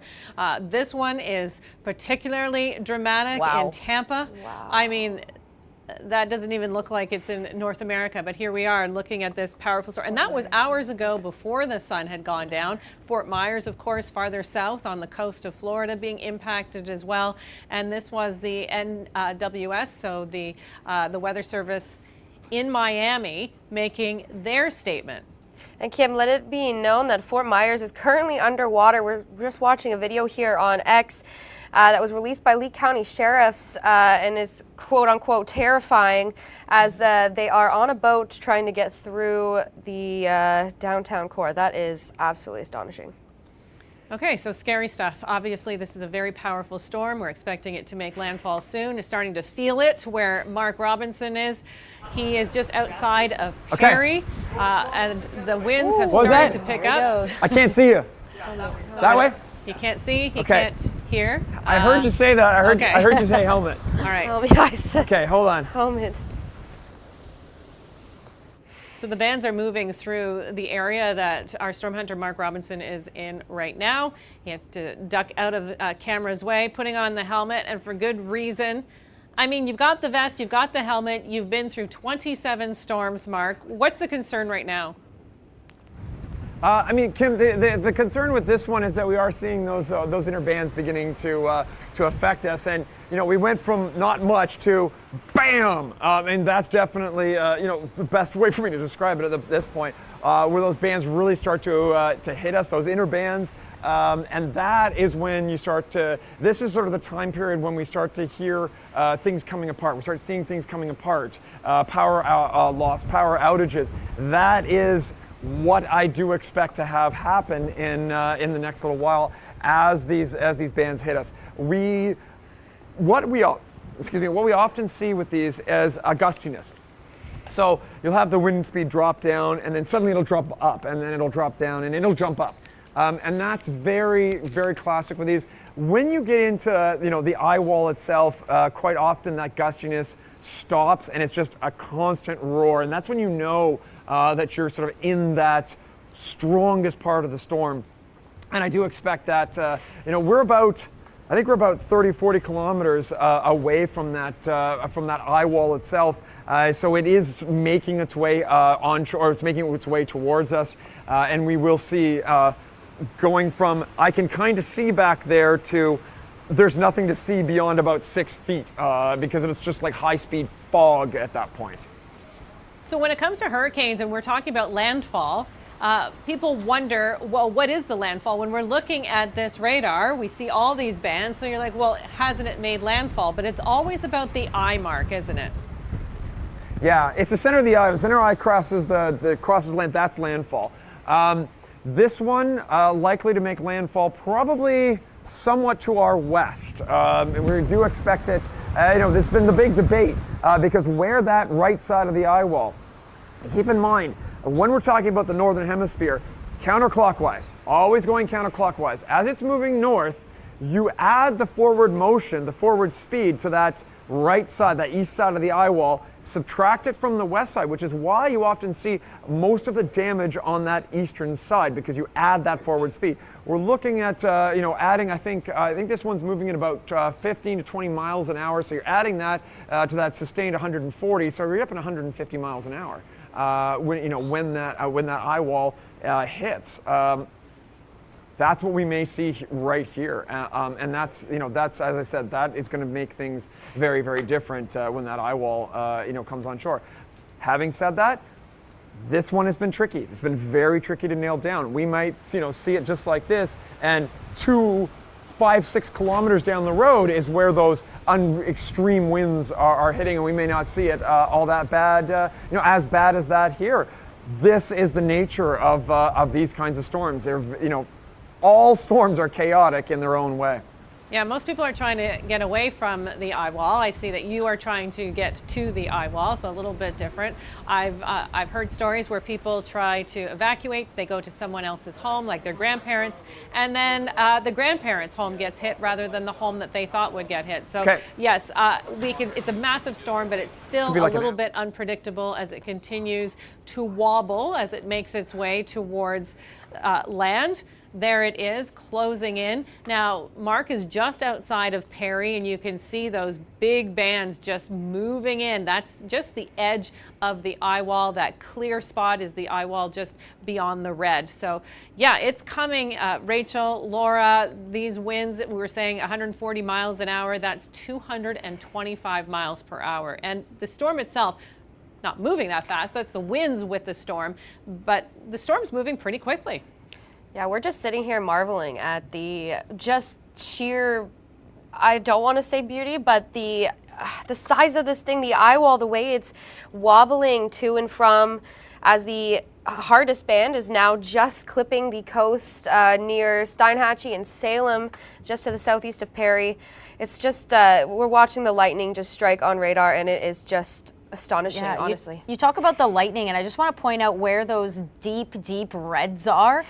We were talking about, you know, the east side of the storm, but since this storm is intensifying as it makes its way onto shore, that's actually just shifted. So where we saw all of that lightning was on this side, but now it's wrapping around itself, and we're looking at more so the west side of the eye right now being cause for concern. That's mainly because, like we were mentioning, this storm is strengthening. It's not weakening, so when it strengthens, it wraps its eye wall around itself multiple times.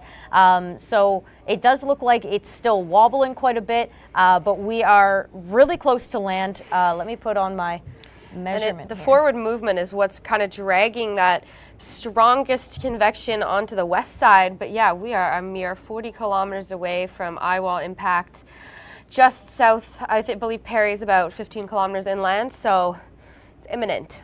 Yeah, and we're talking about a specific moment with this hurricane when it makes landfall.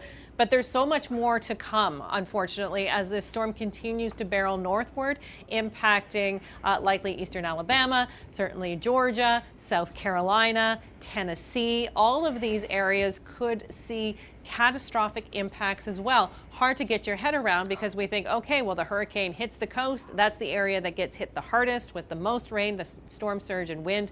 But with this storm, because it is so powerful and it is moving so quickly, that a number of states are going to feel its impacts. Yeah, I don't think I've seen hurricane warnings for the state of Georgia before, but we have hurricane warnings that are pressing many, many states inland, farther north, because this storm, like we said, is moving so quickly. There's nothing going to stop it. So picture a bowling ball going down a bowling alley. It's not hitting a lot of pins. It's going to keep rolling, and the National Hurricane Center is forecasted for Helene to continue to be a Category 2 strength hurricane as it enters Georgia Friday early morning. So we're talking about extreme winds, very gusty winds, but Kim, the rain, I think that this is something that was pretty astounding for us because it's not coming into Canada. It's essentially going to stall out over the southern Appalachians. And when you get that topography and, like you said, rain falling onto the mountains, we're talking about, and the National Weather Service is talking about the most significant weather event to happen in the modern era. Yeah, I mean, 300, 430 millimeters. I did the conversion. So they said anywhere between 12 and 17 inches of rain. Nothing to do with storm surge. That's just purely the rain that's going to come down. And when we have this mountainous terrain, it is just exacerbated. So that's a real issue. Now, ahead of this storm, dozens of counties closed their schools, not surprisingly. Inmates were moved out of institutions with this storm moving into Florida. We've had hotels opening to pets so that people could leave their homes, evacuate from their homes, not worry about the fact that they have pets with them. So hotels, motels, all accepting people with pets, which is great news.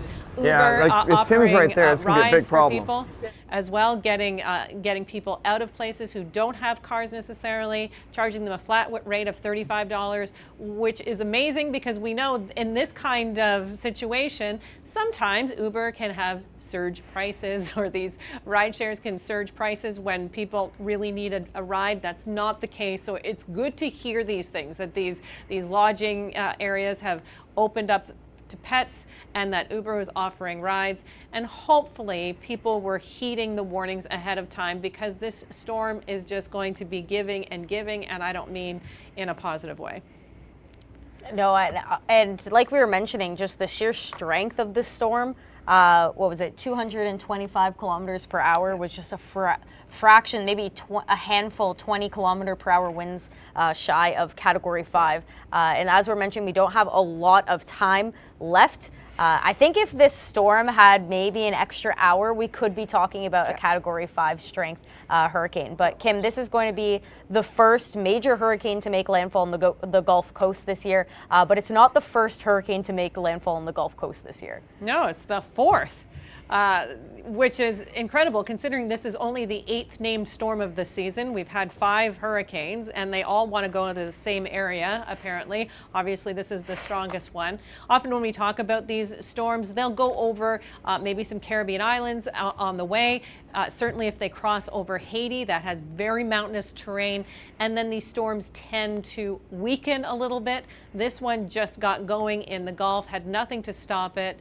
No topography to go over, just this warm bath of the Gulf of Mexico, and that was enough fuel to strengthen it very quickly from a 1 or from a tropical storm to a Category 4 in 24 hours. So people didn't have a lot of time. We knew this was going to be a powerful storm, but really, you know, everybody had to get their stuff together in a, very quickly and take this seriously very quickly. Yeah, we were talking before the live stream, Kim, about, the letter I when it comes to hurricanes is typically some of the monster storms. It's the most retired out of all of the letters in the alphabet. And Helene, although it's one name in front of the I, like Isaac, but it feels like it's giving an I hurricane with just how strong it is and what its impacts are going to be. But Laura was just researching that there is some pretty interesting history with the name Helene.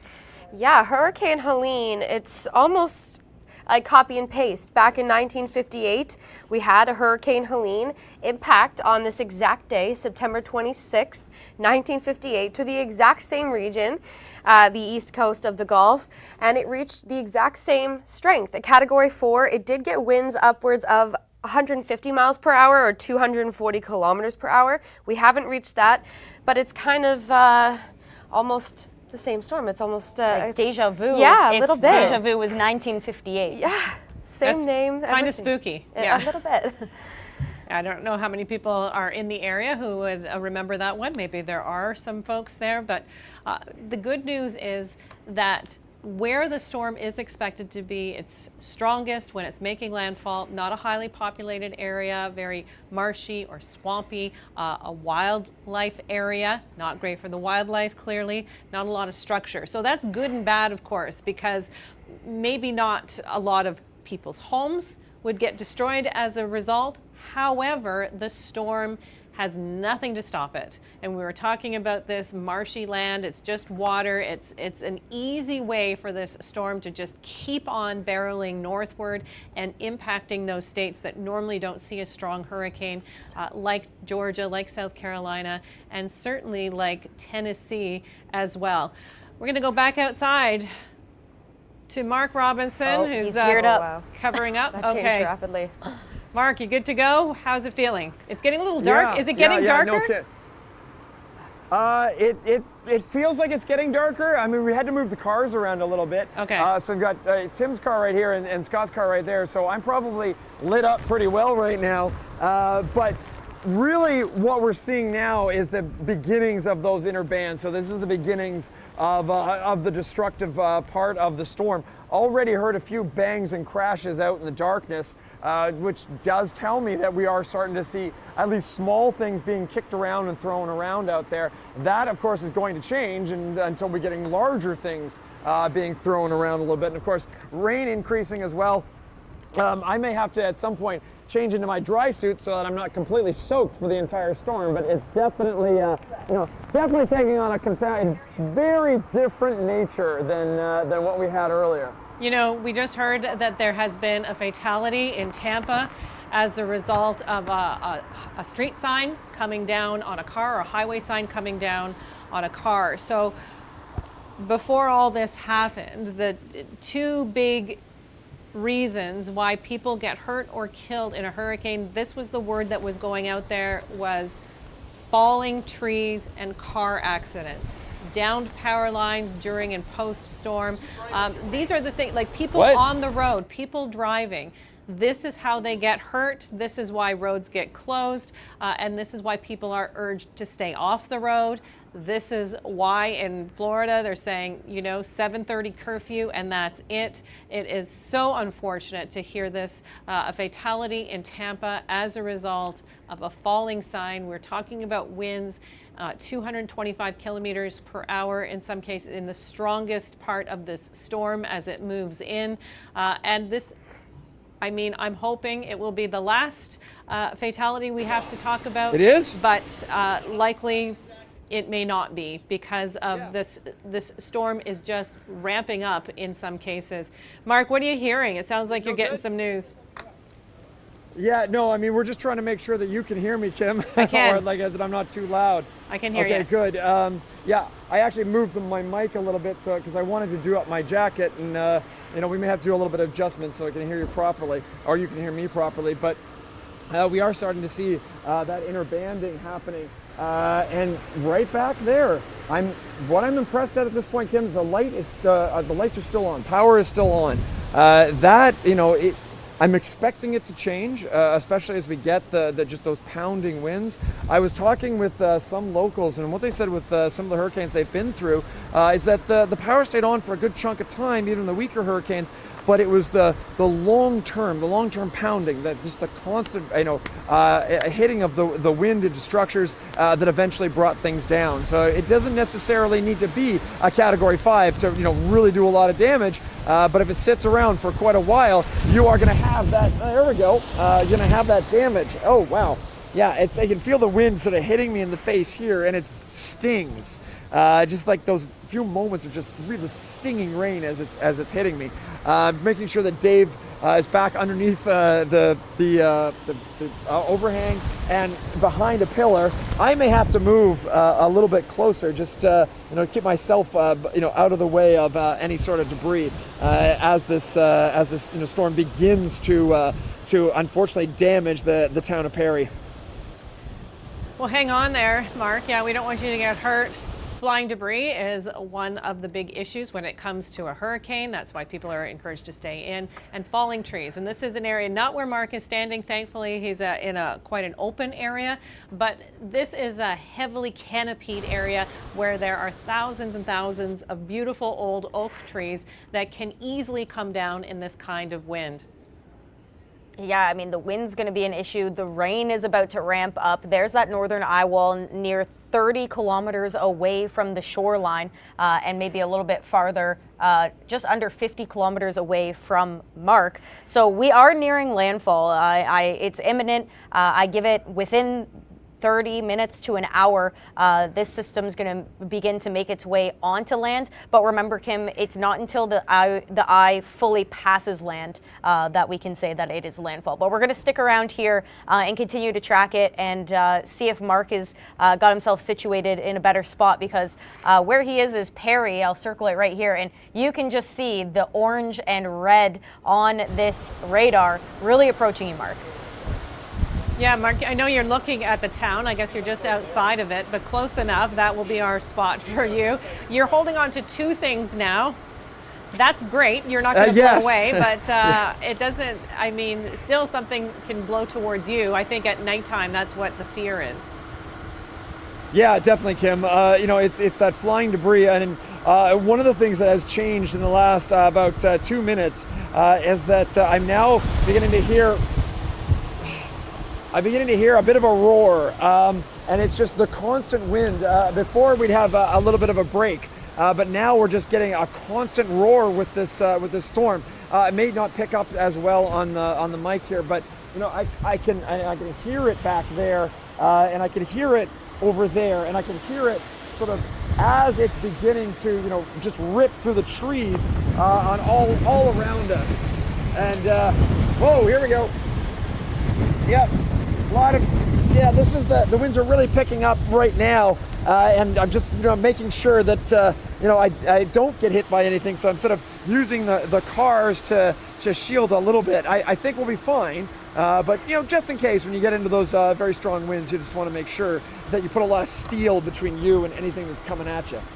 Yeah, you really have to be aware of your surroundings. If there's nothing that can fall around you, I know that people are saying, look at, where you live, look at your property. Do you have a large tree? You need to be aware of these things. I saw a man talking on camera, I think it was online, saying that he has a 500-year-old tree, doesn't know if it's going to make it or not, but that would be a very large oak. But as I've been hearing more and more that these trees easily come down. And it's not just trees, obviously, that are going to be flying around. If anybody has anything loose outside, they could lose it. Yeah, I mean, we did see, one of the things I did note, Kim, I know you're a gardener, we went past a garden place and they had all the trees already laid down. All the trees, were in the pots. They had put them down in anticipation that they were going to come down.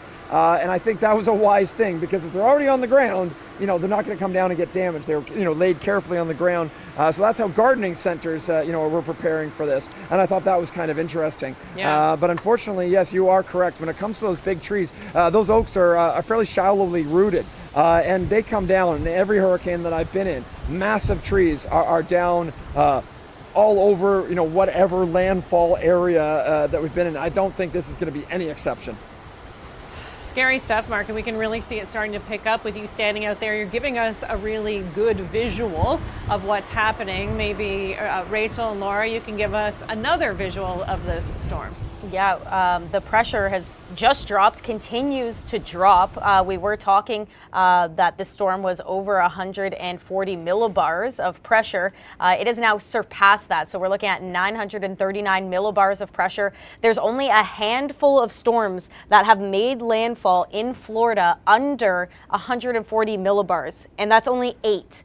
Two of the most recent memory were Hurricane Michael and also Hurricane Irma in 2018 and 2017, respectively. So this is going to be, once again, one of those for the ages. Only a handful of storms this strong has impacted Florida. And like we said, leading up to this, officials are talking catastrophic, life-threatening, unsurvivable surge and wind and rain conditions. This is not one to be taken lightly. It is honestly just a massive buzzsaw of a storm. Yeah, it really is. We've got the most recent update from the National Hurricane Center. Not a whole lot has changed. As you'll notice, the wind speeds are still at about 225 kilometers an hour. The pressure does continue to drop. It is still moving extremely fast forward for a hurricane. Now let's head over to Mark as he can live tell us how this actually feels. I've actually just got just an update for you.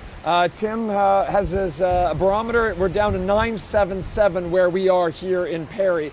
So we're still quite a ways off of that 939 you were talking about. But that, the pressure has been dropping. Tim's been watching it just sort of drop.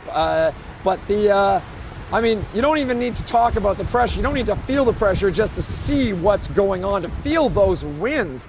I want to take you back here, and I have to say that I think the infrastructure here in Perry is handling it pretty well so far. Fingers crossed that it can withstand what that inner band. But we are definitely within the inner bands now, not the Eyewall, but those inner bands. So we are seeing those the winds beginning to really ramp up and be kind of continuous, and that will keep going as we get closer and closer. Where the eye, we might not ever see that the deepest pressures here, because we're probably going to be just outside of the eye. It's the center of the eye where we really have those extremely, that 939 that you were talking about. So if it does make landfall, is that historic? But we are going to be just outside of that. I'm going to get the lowest pressures and let you know probably tomorrow morning what those pressures got to, because we may lose cell signals soon enough. As the cell towers begin to degrade and we start to lose power, etc. here in Perry. In hurricanes, we tell people to go up high, get out of these low-lying areas, go into a higher floor on your house. In tornadoes, we tell you to get low, get away from windows and doors, get into the lowest spot in your home, preferably a basement. It's the opposite for hurricanes. Unfortunately, we have hurricane warnings and tornado warnings in many of these states because this hurricane is actually spawning tornadoes. That's a look at how many people, how many customers without power that we know of right now in Florida. 676,885. Those are the latest numbers. Not surprising. They expected so many without power, and some of these people may lose power for days, which is another hardship after the storm is over, is trying to deal with no power. Category 4, it lies between that 209 and 251 kilometer range. This one sitting at 225. Rachel, Laura, doesn't look like it'll hit Category 5. We don't want it to hit a Category 5. It's close, but this is a very strong storm.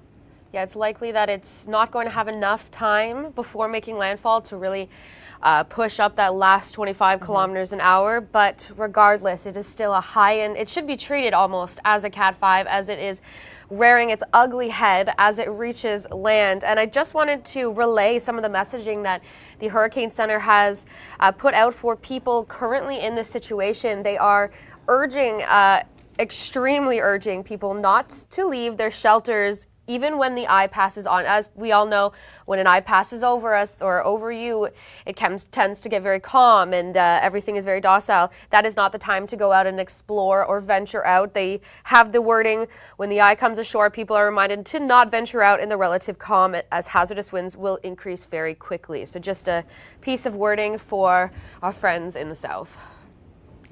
You know, they've been mobilizing the military in Florida as well. The Florida National Guard has mobilized nearly 3,500 soldiers and airmen in preparation for Hurricane Helene and can surge to 5,500 if needed. The Governor DeSantis has asked FEMA already ahead of the storm itself for the emergency designation. That means that they can get what they need in time for this storm. I mean, there hasn't been a lot of time, but they'll have the funding set up and whatever they need from the federal government. When you declare an emergency, and it has to be the governor who does it, then FEMA can come in and help out. I mean, this is going to take a lot of work once this storm has passed through. I'm imagining that there will be a lot of structural damage. Flooding will cause a lot of damage as well. And not just in Florida, Rachel, Laura. I mean, this is going to keep on going. Yeah, it's going to go right into Georgia. So that's going to be a story that we will continue to cover throughout Friday. But Laura is just scrolling through X right now, and folks that are away from the Eyewall. So we're talking about Tampa, Cape Coral, all the way down the Gulf Coast. Inundated with rain. There's boat rescues going on, like you mentioned. They're mobilizing the National Guard. Boat rescues going along for Fort Myers Beach. I'm watching somebody in knee-deep water walking around, so the surge is intensifying, even though the eye is going to be where you see the most significant and impactful burst of this energy all the way down the coast. We cannot count out the surge that is still coming onto shore, the rain bands that are still causing torrential downpours, and then eventually tornadoes, like you mentioned. Okay, we're going to take a look at Mark's day. We're going to take a little breath here as we go back and see how Mark got to where he is right now. It's kind of deceptively quiet here in Tallahassee. It's early morning, Thursday. Helene is really starting to get organized down close to the Yucatan. It does look like the Corps has missed a lot of land interaction. So from here on, I think the hurricane's just going to be strengthening and organizing as it moves north. They have started mandatory evacuations for some of the areas right along the coast. Are you concerned about this hurricane? Like you've been through, obviously you've probably been through this kind of thing before. I was born here. Yeah, I'm very concerned. What's the biggest thing? Like, what's the biggest thing that you're worried about? My family. Made it to Monticello. You can see it's a nice little town. There's a nice shelter back sort of behind there. The big issue with this one, because it's got that forward motion, because it's got a very strong core, those winds are going to be driven inland a lot further than some of the other storms, some of the other hurricanes that Florida has been through. Okay, we made a decision. We are going for the town of Perry, which is actually where we went through Idalia last year. We're literally going to the same spot, the exact same spot. The storm itself, it does look like it's strengthening. Because we've been there before, we actually know where there is good shelter. So I think we're going to be okay. Yeah, the only issue that we're going to have is this is going to be at night, which always makes it a little bit tricky. So we're definitely going to have to get ourselves into a spot where we know it's going to be able to handle it. So here we go.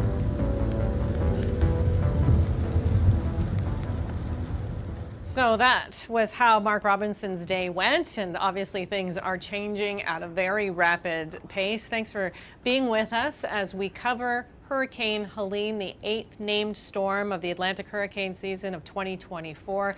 A very powerful storm, a Category 4, and it is just moments away, really, within the next hour or so of making landfall. When we talk about making landfall, we're talking about the eye of the storm crossing onto land. Clearly, Florida is already feeling the impacts of the storm surge, the heavy rain, and those very powerful winds. Kim, we're just noticing that the National Weather Service has just tweeted saying that Helene's Eyewall is beginning to move ashore along the Florida Big Bend region. I don't know if there's anything else in there, but I do see extremely dangerous. I do see catastrophic winds about to push shore. Do not leave your shelters. So if you have somebody that's down south, maybe give them a text and just remind them, just stay inside until maybe the sun comes up or maybe a bit later. But here is the eye. That's where it's relatively calm, where we have that drop in pressure, but this is the Eyewall, and what it is, it's the strongest thunderstorms of the storm that surrounds the center, which is the eye. And this is where we're going to be seeing the most intense rain, the strongest winds. We've already seen hundreds, if not thousands, of lightning strikes just in this region. So the latest update, Kim, that Laura showed me here is that the Eyewall is pushing onto shore. Okay, so here it comes, and I mean, Mark is a little farther inland. We're going to show some video here. This is St. Petersburg a little bit early on, and we can see already the water rushing in. All these beautiful coastal cities in Florida. A lot of Canadians spend time down there. They have homes down there. They vacation as well. But my goodness, already, especially on the coast, looking very dramatic. Tampa, I mean, people trying to cross that bridge, it's unbelievable. I mean, they closed a number of bridges. It doesn't necessarily mean people aren't going to try to make it across, and there's Fort Myers. We've been hearing about Fort Myers having water rushing in. We've already heard of a first fatality, not the water, but the wind. And when it comes to the wind and these storms, it's the flying and falling debris that can injure and kill, and that's what has happened in Tampa on a highway when a highway sign hit a car. You know, you might be driving and trying to avoid the flash flooding or whatever it is, but these other things are what can be so dangerous, and why people have been encouraged to just stay at home, stay sheltered. Don't go out at this point in time, and not even going out tomorrow. A lot of people want to, you know, check out the damage, check out what's happened, but they don't want you to be on the roads because, again, they'll be closed all around the damaged areas because of these trees down, and power lines can be very dangerous. Many of them may be lying on the road, so they're saying, you know, don't go anywhere, stay home, let the workers do their jobs to get everything back up as quickly as possible. They don't need people out there making their job even harder. And we know this is just the beginning of the destruction that we're anticipating over the next several hours. Yeah, it's just going to intensify. What were you showing me before this? The lightning. Lightning. Nearly 5,300 or 5,300 lightning events detected in the northern Eyewall over the last hour. So if that just puts it into perspective, how dangerous this hurricane is as it's nearing its final impact on the coast of that northern Eyewall. it's going to be the worst part of it. Yeah, and more lightning means that the thunderstorms are stronger. They have strong up and down drafts. There's lots of collisions going on in the atmosphere. So the more lightning shows us that it's a very healthy thunderstorm. It looks like a very healthy hurricane. As it approaches landfall, it has continued to strengthen. I think that it will begin to weaken now, Kim, in the next 30 minutes or so, because it does look like that northern eyewall is pushing onto shore. Florida's Big Bend region, it's happening now. Things are underway. Conditions are going to rapidly deteriorate for Bark.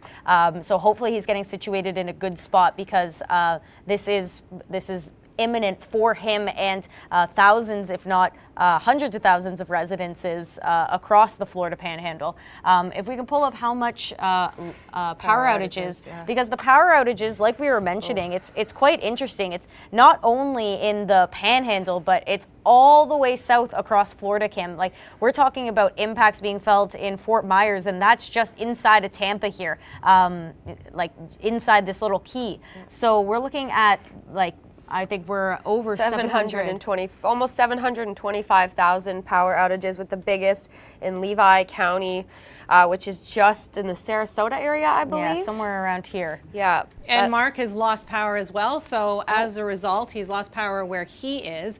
They've moved to, or are moving to, a different location. Hopefully not too far. I know he was in a safe area, but they're trying to get back online. I mean, this obviously was the fear when you're in a storm like this and you're reporting in a storm like this, that you are, you know, subject to the elements around you, and you can be as prepared as possible, but sometimes you know, Mother Nature has another idea. So with the winds as strong as they are, power outages there, I mean, hundreds of thousands of people without power. I think we've got Mark now. Do we have him? Okay, we do. Yes, okay. I can hear you, Kim. Okay, great. Yes. Perfect. Okay. Sorry, Kim.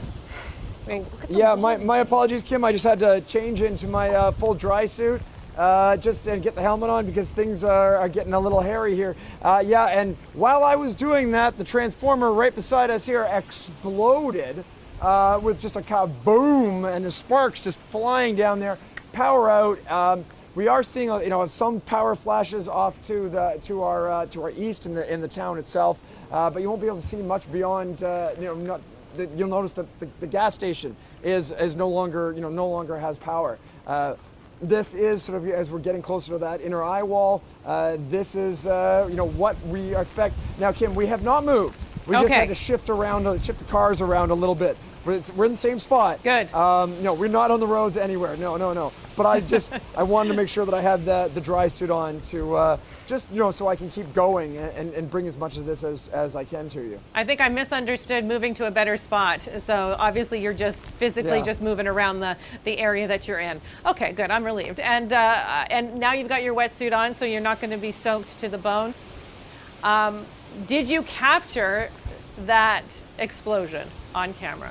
Unfortunately, these are the things that are the things that happen all of a sudden, and we missed it. Dave was pointed out, that way, trying to get that gas station, and of course, we just don't know where the transformer is going to go. Quite often, they explode somewhere distant, and the power goes out. It just happened to be right beside us this time. Okay, well now it means it's a little bit harder to see anything that may be flying towards you. It looks like you're in a safe spot. You've got the wall beside you. It doesn't look like you're going to be blown over. Yeah, and that's the thing. Like that's why there's a curfew as well, because once it gets dark, and certainly once all the lights go out with power outages, you can't see anything, and it just becomes that much more dangerous. Yeah, absolutely, Kim, and that's one thing we have seen. I have seen a couple cars sort of moving here, and hopefully we don't see any more. Because we do get that flying debris starts up, and you can't see it at night, and it gets quite dangerous.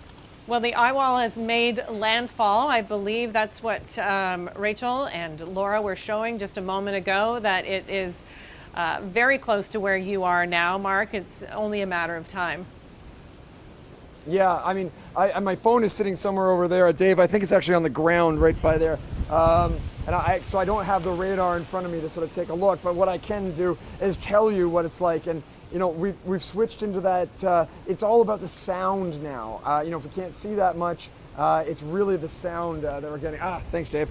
Here we are. This is my phone. I'll take a quick look, see if I can see if I can see the actual radar. Yeah, we still have a little bit of, oh yeah, the Eyewall is very, very close to us at this point. I mean, we're just, I mean, if you can believe it, Kim, we're in a little bit of a lull right now. I know that sounds a bit odd, you know, but this is it not too bad.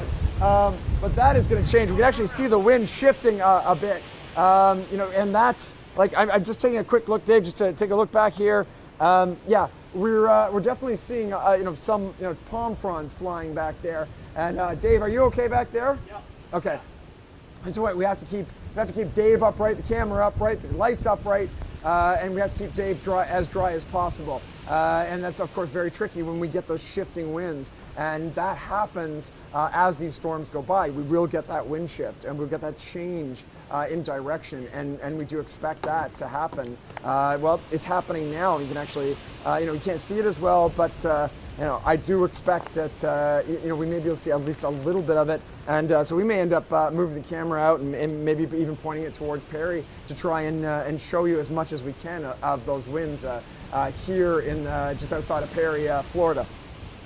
And Dave has to every now and again wipe the lens. That's what we're seeing, because obviously it can get very wet very quickly and then we can't see anything. So thanks, Dave, for taking care of that and making sure we can see you clearly and hear you clearly. And Dave's behind the scenes, and he's been in many hurricanes himself, Mark, and it's good to have the whole team there, which is really good. And I'm glad you're with other storm chasers. Yeah.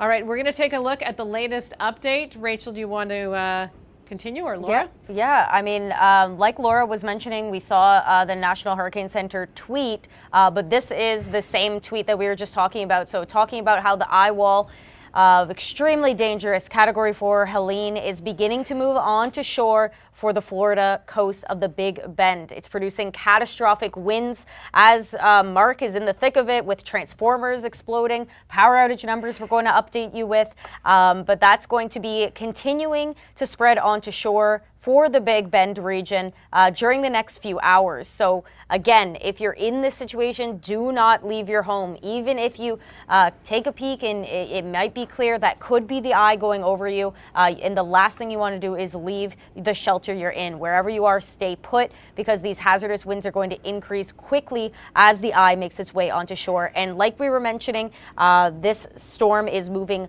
very fast northwards. It's going to continue to move very fast and continue to keep its hurricane status into Georgia by tomorrow morning. You know, earlier today in the county that Mark is in, they put out a very dire warning. They really wanted people to get away from the coast. They really wanted people to listen to that evacuation order. So they told people to write on their arms and legs in permanent marker their names, their birthdays. It was very scary. It was so that they could identify them and notify their relatives if anything went awry. So this was the way that the Taylor County Sheriff's Office was trying to encourage people to take this storm seriously and to get to shelter and get out of the path of the storm. Mark, as our storm hunter, you go into the path of the storm, but you know what you're doing. You're with other people. You're not worried about this because you know exactly what to expect. That's not the case with everyone, obviously. Yeah, no, I mean, Kim, I mean, I love to say that I do know everything to expect. Every storm is unique, you know, so having a team of people is really sort of the most important thing, and understanding what these storms can do, that's another important part of it. And you can get unexpected things happening. This is what happens in these storms. Unexpected is what we sort of have to plan for. I know it sounds a bit strange, but you know, you pack in those error bars. You pack in that little bit of extended risk. You know, you want to make sure that you're minimizing the risk as much as possible. And you know, having an experience with the storm, and as I keep saying, having a team of people with you, also super important. Because if we run into trouble, if we have a say a flat tire, we've got another. They can help out. Right now, though, Kim, I can feel that wind shifting around. We can sort of I can hear in the background the roar of the storm, and I know it sounds a little bit strange. We're getting a little touch of a lull. It's going to take a quick look back, see if I can see anything. Not really, you really can't see much at this point, unfortunately. That's what we did expect. I'm glad we were able to sort of show you a bit of that inner eye, or the inner bands before the power went out. But we do, we may shift around, try to show you different spots as best we can, especially as we get into closer to the eye. Well, Mark, your conditions are likely going to be the worst of them in a few moments, because you're less than 5 kilometers away from where the worst of it. There you go. So again, he's prepared, he's holding on. I just want to point out how perfect this hurricane looks. And we've been talking on the side, if this hurricane hit anywhere else, let's say south of Tampa, for example, we could be talking about another $100 billion disaster. But where it's hitting, not big population centers, thank goodness, still going to be a disaster nonetheless. But in terms of costliness, it's a little bit of a plus. But like I mentioned, Mark is in Perry, and that inner eye wall, the worst of it is a few kilometers away from him. He's clearly feeling it now. Yeah, Kim, I mean, we're getting a bit of shift in the wind, so we're getting some vortices moving around, and they're sort of, the way the wind plays around the building, you can get, the wind coming from different directions and getting you bounced around a little bit, and that's, sort of why I'm sort of trying to figure out exactly where it's coming from. I just saw, I believe, I'm not sure if it was a power flash or lightning off towards the east, closer to Perry. Now, I would expect that if there was lightning, sort of more to be towards the south, but it sort of seemed to come from the Perry region. So that might have been a power flash, a little bit hard to tell. The other issue is my eyes are, I'm looking directly into the light here, so I'm a little bit blinded. But I'll talk to the other guys in a minute and just sort of see what they're seeing, and see if we have to move around, just sort of try and show you, maybe a little bit of that lightning in the eye wall. Now, is Dave under the roof of the building right now? Yes, he is under the roof of the building. Yeah, no, he's under there. I mean, I'm under there as well, but it's fairly large. It's a fairly large area that we can be underneath and sort of be safe at the same time. Wow, we can see the rain just swooshing behind you. Thanks for panning out there a little, Dave. I just wanted to kind of get a better perspective of where you were in the structure. I mean, I'm happy to see that you have a brick wall right there to kind of protect you, and the vehicles are there as well. So it looks like you're doing everything in your power to stay as safe as possible. And for those, who may just be tuning in, you're wearing a helmet for good reason, because of flying debris, the potential of it, that's what can really injure a person. Yeah, absolutely, Kim. The biggest danger, if you're talking about the winds, is flying debris. It's not being picked up and thrown. It's what the wind is throwing at you. That's definitely something that I want to avoid. And of course, the best part things, the more important parts to protect is your head. And that's, I've been using this helmet for many years, and so far so good. I've never been struck by like flying debris, other than a little bit of palm fronds here and there. Okay, so nothing too serious, but we have heard of one fatality already in the city of Tampa. Somebody on a highway, a sign has come down on their car, and that's how they lost their life.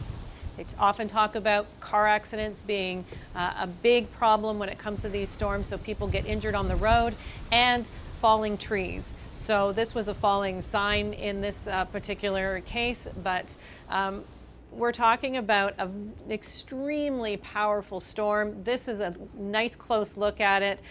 Rachel, Laura, I mean, this is not unprecedented, but unusual. Certainly the strongest storm that we've had this year, hitting an area that is, populated by Canadians. Many Canadians go to Florida, and many people have friends in Florida. So people are paying close attention to this storm in particular. Yeah, absolutely. Kim, just something to show how intense this is. The Waffle House in Tallahassee has closed and boarded up. If that doesn't signal an extremely terrifying event, I don't know what does. And furthermore, we are seeing data from where is this? Cedar Key, Florida.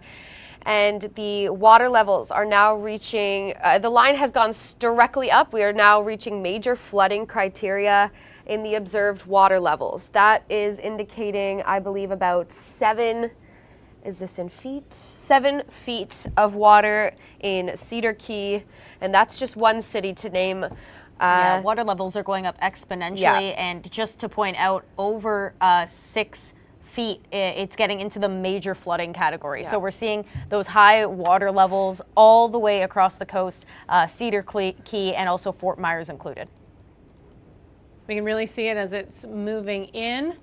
There's that Eyewall, and when we're looking at the colors, the heaviest rain in the darkest red, and that's all around the actual Eyewall. That's where our powerful winds are as well, where we've been seeing lightning too. And we see Perry on the map there, and that's close to where Mark is standing currently.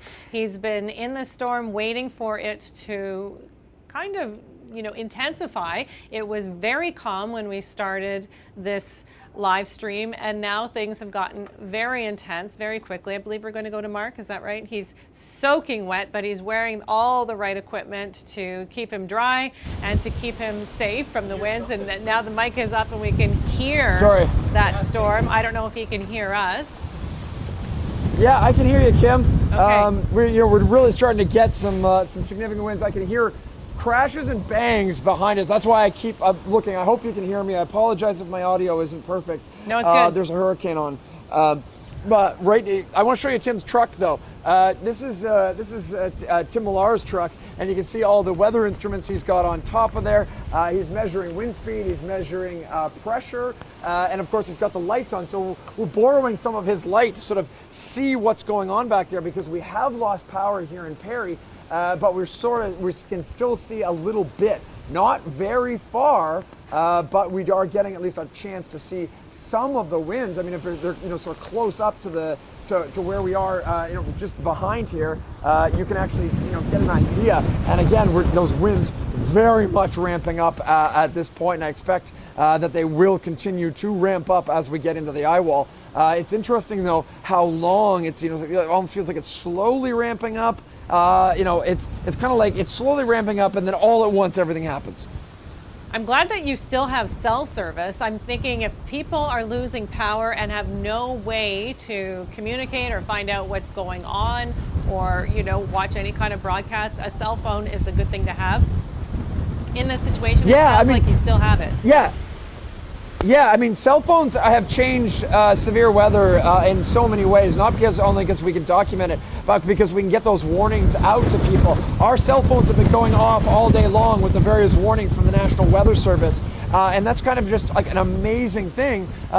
When I first started this, when I was in Katrina, we were getting our weather warnings literally from somebody calling me, my friend Dave Patrick. He was calling me from Canada to tell me what was happening. That was the only way we could really get that information. And all I had at that point was a Nokia flip phone, and I was talking to Chris Scott. It was the very first hurricane I ever went through, and Chris Scott and I chatted through that entire hurricane. No video, just listening to it. Wow. Oh. Well, Katrina. Oh, there we go. That's quite a first hurricane, Mark.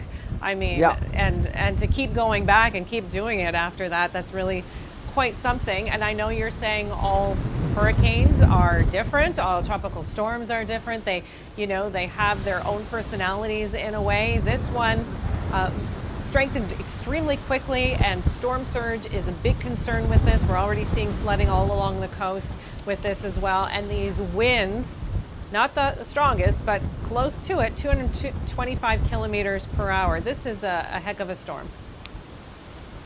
Yeah, I mean, we do expect to see, those winds, coming in now. As I said, I can hear the crashes and the bangs behind it. No way to tell what that is. If it's coming through in the daytime, you can sort of see what's going on. You know where the debris is going. At this point, because it's dark, it's really difficult to tell what's going on. But we have a few lights here, which allows us to, the most important thing is we can stay safe as the Eyewall comes on shore and comes, right over top of us. That's our biggest thing. Stay safe, get the shot, and try to let everybody know, what's happening in here, and document the storm so that we can show our viewers, what a storm like this can do. Oh, wow. Yes, you just shifted around. It's getting me in the back of the head now.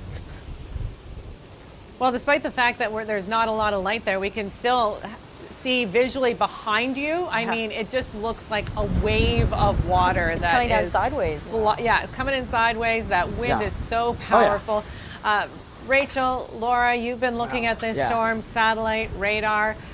I mean, this is very close to where Mark is right now. Yeah, I think it's almost over top of him. He's just getting into the edge of the eye wall. So once again, the eye wall is where the most intense thunderstorms are going to be. We see that now behind Mark. It's really ramped up, rain falling sideways, buckets of rainfall at that. It's going to continue to intensify in the coming moments as this pushes onto shore. We're also getting notifications on the side here that many places, we just talked about Cedar Key, 8 feet of storm surge. So that's over our heads, over Mark's head, over everybody's head. And it's also caused them to suspend their fire services. So a lot of the emergency services are having to just also wait out this storm because it's so dangerous to get out there. Now we're also seeing a threat of landslides and building collapses as compromised foundations are worrying the Asheville fire chief as the hurricane barrels in. So now we are not only facing a hurricane, winds upwards of 225 kilometers an hour, tornadoes. Now we're going to add in some landslides and building collapses as well. So every kind of hazard is on the table. Yeah, we're talking about South Carolina when we're talking about Asheville. This storm is impacting Florida, Georgia, Tennessee, as well as the Carolinas. And in the Carolinas, there's just a different topography there. We're talking about the Appalachian Mountains, and we're talking about copious amounts of rain falling that's going to lead to flash flooding, and that's why they're worried about structural damage, structures weakening with this amount of rain. And yes, so there's millions of people who are going to be impacted by this storm, and not just tonight. It's over the next couple of days with the amount of rain we're seeing. So we're really not going to know the extent of the damage and impacts of Hurricane Helene for a few more days at least. Yeah, and looking at Mark's shot there, like look at the wind and the rain. Like moments ago, he was standing outside being like, oh, it's a lull, but wow, that looks super intense. How fast do things change? Conditions changing within minutes. We're also seeing in Asheville, because that there's already been 10 inches of rain that have fallen before even the landfall, hurricane making landfall. The soil cannot absorb any more water. So once the outer bands reach the city of Asheville, the saturated soils will shift. Wow, that's just, oh my goodness. Yeah, it looked like some debris was flying. Oh, here he goes. Just a moment for Mark holding on to a brick support. Oh. Can we bring his mic up? I'm not sure. I don't know if that's possible. To hear what he's saying. Okay. You okay? Yeah, Kim. And I was just taking a break to make sure the car was all buttoned up. I had to close some windows. Good. And then, boom! We're starting to get that eye wall. We're starting to see the winds really ramping up behind me. I'm tempted to just step out there just for a second to test that. I'm not hearing any flying debris at this point, but we are getting those gusts. You can see those gusts. We have nothing for a little bit, and then boom, the gusts hit. That is, very much right in line with what we expected. Timing is kind of exactly where we expected, and you are seeing possibly getting very close to the strongest part of this storm. Yes, it's at night. But we're still getting an idea. Even here, with the few lights that we've got, you can still see that right there. I'm going to step out of the shot for a second and let Dave sort of. Whoa. Okay. Nope. Whoa. Sorry. You okay? Sorry. Yeah, no, I'm fine. I just it just caught me as I'm walking, and I just got bounced a little bit. Okay. Dave, you okay? Yeah. Good. Okay. So we're getting a little bit of a funneling effect right through the parking garage here. Again, we do expect that's going to switch around a little bit. So when the strongest winds come, that should shift around a little bit. So we're not going to get it blasting right through. If it gets too bad, we do have a spot that we can tuck in. Dave right there, he's in actually pretty good condition. So he's sort of behind the pillar. We're trying to keep the camera dry, trying to keep the lights dry, and of course trying to keep Dave dry. Me, I don't mind if I get, it doesn't matter if I get a little bit wet, but we're just, as I said, trying to show you what this kind of storm can do. Yeah, I mean, I'm glad you're in a safe spot right now. I'm thinking, you know, the time before we had all this technology where we could see a storm coming, it was 2 hours ago, it was completely quiet. Then it gets dark. People could never imagine that this was the kind of storm that was coming upon them. And the days before we had all the technology that we had, I mean, you couldn't tell. You couldn't see the sky because once it got dark. Sounds good. And now this storm has intensified so much right on top of Mark. Yeah, Kim, you know, Scott and I were talking about this earlier today when we were up in Monticello. You know, go back 100 years. I mean, you wouldn't have known. You would have gone out, done your farming, you know, gone out fishing, done whatever, not realizing what was coming at you. You know, if you're dealing with a storm on this scale. And this is why we saw some very, very high death tolls in some of the storms like Galveston Gale back in you know, the early 1900s, late 1800s.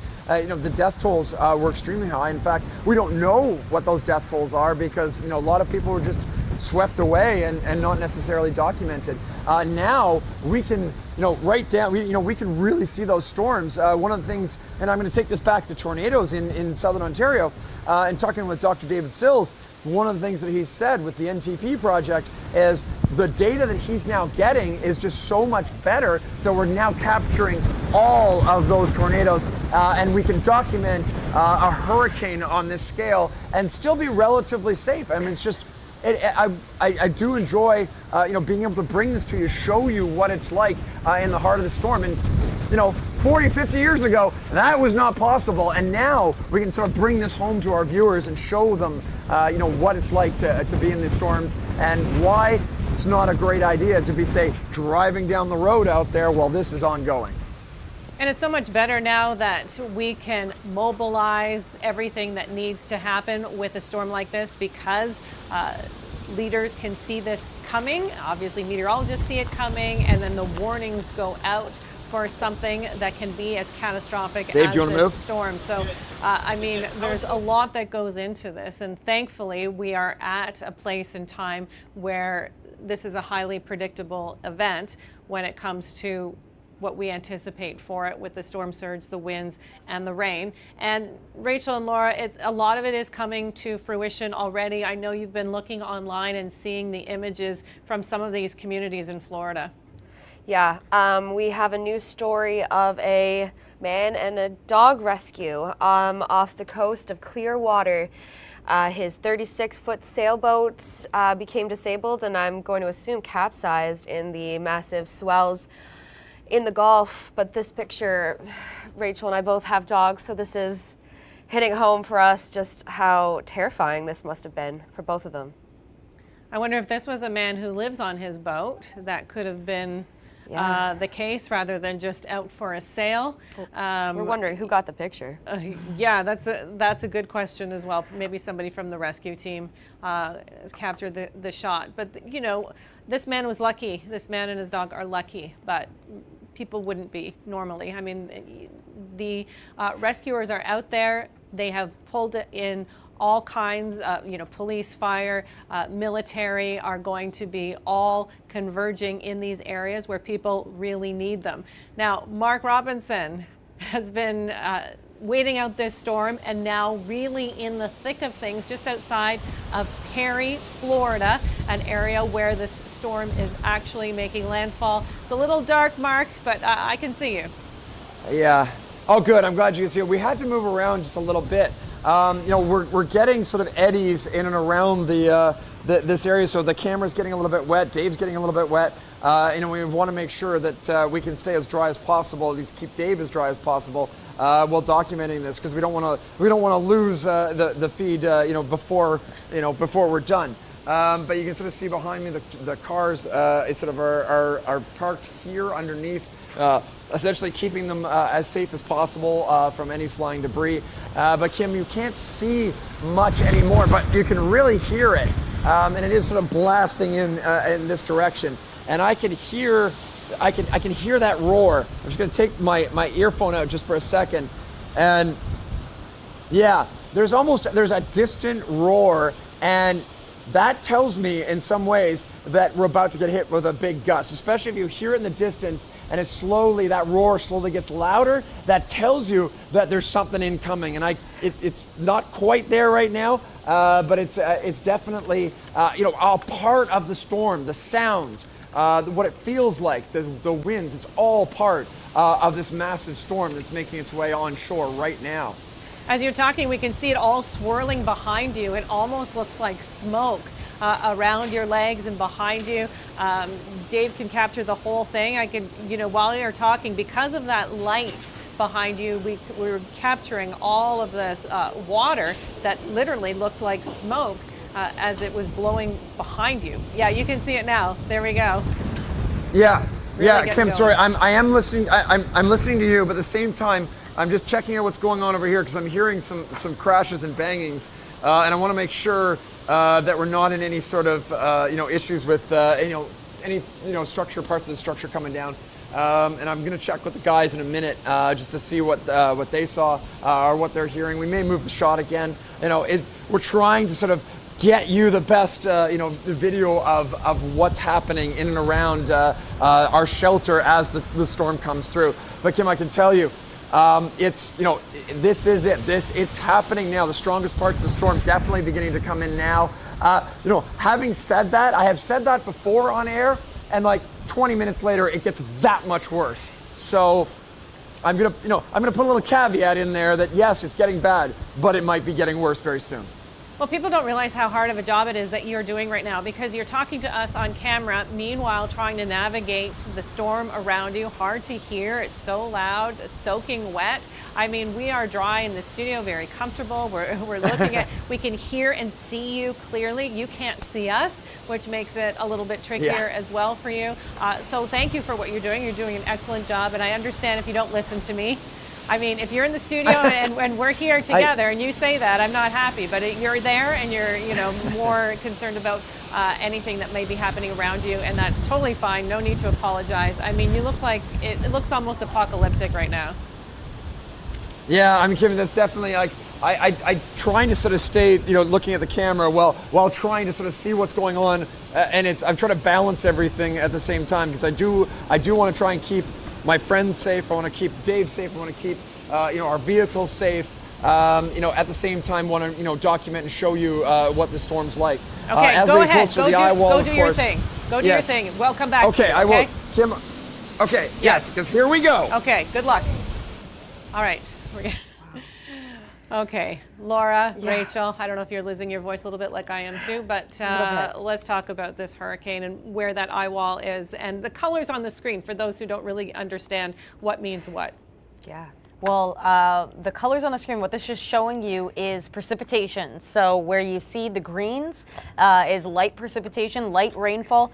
As it ramps up into red, that's heavy to torrential rain. That's the rain that is coming down sideways behind Mark. He is currently located in Perry, Florida, right here. The same area he was in last year for Idalia. Which again, making a very similar landfall location at similar strength. Like we were mentioning, Kim, if this made landfall anywhere else across Florida, we could be talking about an over $100 billion disaster, just like Hurricane Ian was in 2022. But that track of Idalia, that's similar to where Helene is headed, 3.6 billion, so still quite damaging. We are going to be seeing damages continue. I do have some of the power outage numbers, but Laura, maybe you can verify if these have increased. We are 916. Oh Jesus, we've dropped. At 830,000 power outages now, with the largest in Dixie and Gilchrist counties. So we are rearing up towards the 1 million customers out of 11 million customers being tracked. Yeah, and I think that's just going to exponentially grow as the wind continues to push onshore. The gustiest winds, once again, are around the Eyewall, which it has begun to push onto shore. The National Weather Service has updated us, or the National Hurricane Center, rather, has updated us saying that the the outer wall, the eye, is starting to make its way onto shore in Florida's Big Bend region to stay indoors. This is an extremely dangerous hurricane. We're talking about catastrophic flooding that is ongoing across sections of Florida, like Fort Myers, like Clearwater. Storm surge of already 8 feet has been recorded, and we're continuing to see that push onto land. Now there's the eye pushing onto the Big Bend region. We will not have landfall until the eye fully makes its way 100% onto land, which is going to be occurring any moment now. It's moving quite fast, 39 kilometers per hour, and quite deep. Like we mentioned, this pressure under a sub 940, only 8 hurricanes in history have hit Florida that strong. And Mark is about 10 to 15 kilometers away from the Eyewall itself, so he is likely enduring the worst of the conditions as the northern edge of the Eyewall is packing the biggest punch. Yeah, we want Mark to be safe. He is with a group of storm chasers, and obviously his cameraman Dave is with him as well.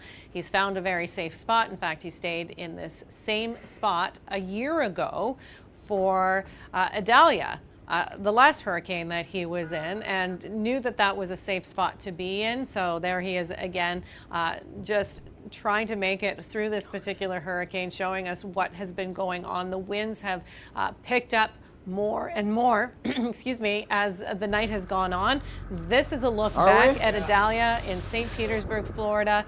The storm surge with this storm was obviously a real concern.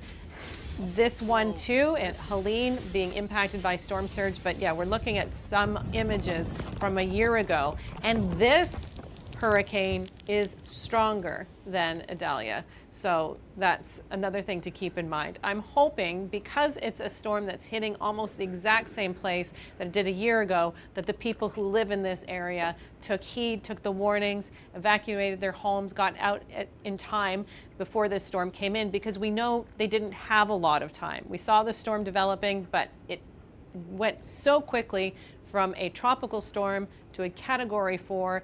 It was within 24 hours, and you know that is massive when it comes to hitting an American state. I mean, this is highly populated, not specifically the cities, but obviously a highly populated area versus maybe an island or something like that.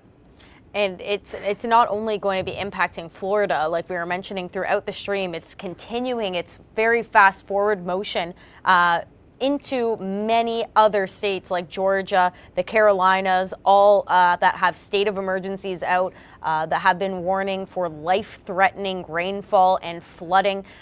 It looks like Mark is back online, and wow, the wind and the rain really ramping up, Mark. Yeah, absolutely. I mean, we're trying to get positioned as best we can here. Starting to lose cell signal, so if we lose you, this might happen. I'm losing my voice pretty quickly here. You can see the cars behind here. We've got the lights sort of shining into the darkness there as best we can. The wind's just pushing that rain through here. The rain is basically becoming high-speed fog at this point, so kind of painful on the face. I definitely was expecting that. That eye wall. We're starting to see that eye wall hit us now, and yeah, we can't. I can't get out, any distance into the wind blast, simply because of the potential for damage or for flying debris. Dave Lewison was there, and a palm frond sort of knocked past his feet as it came off the tree beside him, and that was the thump and the bang that I heard a little earlier. Dave is fine. There's no problem. But definitely we're now seeing that flying debris. We can't see anything, but yeah. Oh, Kim, I just heard that roar. There's somebody out there. There is somebody on the road out there. Dave, yes. I don't know if you can point out. I don't know if they can see it. There's somebody out there. Oh, no. I'm assuming, unfortunately, that's a storm chaser. Not a good idea. Tim, do you know who that is? I did see a vehicle. Yeah, there's a vehicle out there, and I think they're we'll maybe get them to come over here and get into some shelter, because yeah, it's getting bad. I mean, Kim, it's getting really bad, and I'm just getting a little bit concerned that we may see some debris coming this way. Dave's fine. I may have to move a little bit to get in behind one of the pillars. Yeah, Kim, I gotta get down. Ow, ow. Yeah, we're getting some debris. Kim, there's chunks of wood that are flying past me right now. I'm gonna get down beside the car here, just because I don't want stuff hitting me. I mean, you're showing us the worst of it right now. You let me know if you need a break, if you need to go to a different spot, and we'll take another look at the hurricane itself. But I mean, if you're okay and can show us what's happening. Kim, I'm okay. We're okay. Great. We're okay. I may have to duck down. Dave, I apologize if I'm going to have to move a little bit. I'm just going to move. This is my drink. I know that's silly to be worried about right now, but it's very hard to talk with my throat is getting so dry. Yeah, I mean, hopefully, have we got guys? Yeah. Actually, those locals are sort of hiding behind, because there's a couple of people that I don't recognize. So it looks like they came in here, got into the shelter with us, and I'm more than happy to have had that happen. Just because if we can help people out, we will definitely do that. Here we go again. Here we go again. Okay, Dave, I'm going to duck down again. I'm hoping the wind shifts a little bit more, so we're not getting the blast right through here. Yeah, definitely. Kim, we're getting. It's the winds moving through here are extremely variable. And so, we're getting stuff coming from different angles. But you did see when I saw that piece of debris. I picked it up. I showed you. That was not a piece of bark. That was actually that was a piece of a house. That was manufactured wood. So definitely, we're starting to see there's up there, upstream. We are definitely seeing buildings. Buildings are coming apart. Okay, I'm gonna duck down again, just because again. I'd rather the car take the impact than me. Thank you very much. Just trying to watch. Yeah, we definitely had those old locals came in. I can see them. There are definitely a couple of young kids that are here. They might have been trying to get home. I haven't had a chance to talk to them. I'll get a chance to talk to them in a few minutes. Yeah, I'm curious. Yeah, I can actually see my car moving a little bit here. From the wind blast. Yes, we are definitely safe here. But trying to keep the camera dry, trying to keep Dave dry, it's very difficult. Woo! Mark, I just want to say that you're in the worst of it right now, but the Eyewall is headed to your direction. So in a couple kilometers, you're going to probably experience the clearing, because I think right through Perry, that's where the Eyewall is going to hit. The Eyewall or the eye itself? Oh, the eye, the center. The eye. Really? Okay, that's good to know. They were just saying that the eye is probably going to come right over us. Yeah. Yeah. So that was crazy. I got hit by something. Yeah. So I'm gonna talk to. Who are the guys? Locals. Okay, so Mark Robinson reporting live. This is coverage of Hurricane Helene, the Eyewall passing over right where Mark is. We've got Rachel, we've got Laura. I'm at the edge of my seat here, Kim. We're both like this. I'm like, who are those two people? Why are you in shorts? Anyway, sorry. That's crazy. This is. The strangers who made their way in. I saw a truck or something go by behind, and I was thinking, who is driving in this? I can't see anything. I think I overheard Mark say, or one of Mark's chaser friends say that they were locals and they didn't know a hurricane was coming. Oh so very dangerous. But this is what I was talking about, Kim. There's the eye, that clearing where you see no reflectivity. That is making its way right towards Perry, right towards where Mark is. So he gets into the worst of it, but then he's going to experience a clearing and a very rapid pressure drop. Okay, that'll be good news. It'll give him a break from all of this, but then the other side of the wall goes through. Doesn't look like it'll be as intense as the one that he's experiencing right now. But Mark Robinson has found himself in a shelter that he was used to. He was staying in the same spot a year ago for Idalia, and now not only has he been joined by the other storm hunters who went with him, the storm chasers that went with him, but a couple of locals have found their way into the area as well, because clearly they needed shelter. And as you two said, you overheard them saying they didn't know that a hurricane was coming. Wow. Mark, can you give us any intel on this? Yeah. Hey, Kim. I hopefully you can hear me. I can. Yeah. As far as we know, there were a couple of guys that they were basically trying to get to another town close by and didn't realize how strong this thing was coming in. You know, I think they're okay. I think they're back in. But we've got them in shelter now. We'll keep them here as long as possible. And you know, if they need food or water or anything else, we have that to provide. And so we'll, and I'll see if, you know, talk to them and just make sure that they're okay and see what happens. I know that I can see them talking on cell phones. They're probably talking to family. Another car, Kim, there's another car coming down the road. Quite often see this. It's coming into the shot in a second. And I'm kind of hoping at this point, like they're going with the wind, which is good. But the problem is you're not going to see the trees coming down. Right. So I'm kind of encouraged. I would like to see people stop and just come here, you know, come to this spot, got some shelter. Yeah, it's scary to see people driving. We know already of a fatality in Tampa. Someone was driving, they were on the highway, a highway sign came down, a person was killed. I don't know much more outside of that at this moment in time, but it's flying debris that can cause the most injury and fatalities in cases like these, with winds 225 kilometers per hour. And that's what Mark is standing in the worst of it right now, but we anticipate that things will start to calm down in just a moment as the eye itself moves over, and that's where the calm is, within the eye of the storm.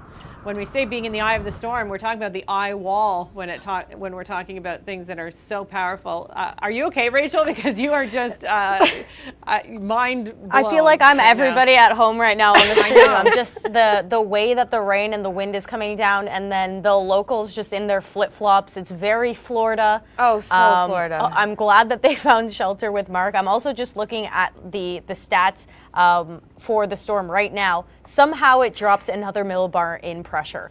Wow. So once again, we're at 938. It's pushing onto shore. The wind speeds have decreased, but still at 220 kilometers an hour. So that's the wind you're seeing behind Mark right now. I said I had a hard time imagining winds that strong, but now I can actually see it. However, feeling it is probably completely different, and kudos to Mark for not only withstanding this, but being able to talk coherently on the air as well while trying to dodge the potential flying debris. Got hit with something that may have come off a house earlier, he said, and taking shelter every now and again behind that car, which is helpful as well. So he's in a safe spot. Dave is too. But if this is a safe spot, I don't know whether I'd want to be in anything less safe than this, because it really doesn't look that safe to me. So we're just looking at power outages at the moment. Taylor County has only logged about 8,000 outages, but they're just getting hit now, so that's just going to astronomically increase. But we're at about 885,000 power outages currently in the state of Florida. Well, they anticipated this. Over a million likely going to lose power. We're talking about thousands of trees coming down, the potential for that, and then roads being closed, hundreds of roads being closed. So not being able to get around, certainly not tonight, nor do we encourage anybody to want to get around, and then even tomorrow. So there were a lot of politicians, authorities just saying, do not go on the road tomorrow either. Don't try to look at what has happened, drive around looking at the damage. I'm not going to say that Mark won't do that, of course. If he can get anywhere. The thing is, if there are road closures, power lines down the road, trees down on the roads, then nobody's going to really go anywhere, and that's why people have been encouraged to shelter in place. They're safer there than if they are driving around, especially in this storm. So this is where Mark is. He, like we mentioned, he just endured the Eyewall, and what we're going to notice now is that things are going to really calm down. This is the eye, the center of the hurricane, and it's making its way onto landfall. Florida's Big Bend region. It hasn't made 100% landfall yet, but it will be going over Mark. So it's going to be interesting to see how things ramped up, how things are going to ramp down, and then ramp back up again when we get that second eye wall moving through him. But just to forecast a little bit, conditions are going to really deteriorate for Tallahassee, anyone on the I-10, Madison, Monticello, Lake City. We had a viewer that had somebody that was in Lake City. So all of these places north of Perry are going to get into that intense rainfall that Mark just endured. And obviously we'll probably be looking at the most amount of damage in Tallahassee, the capital, I believe. Yeah, it is the capital and obviously the most populated area in that region.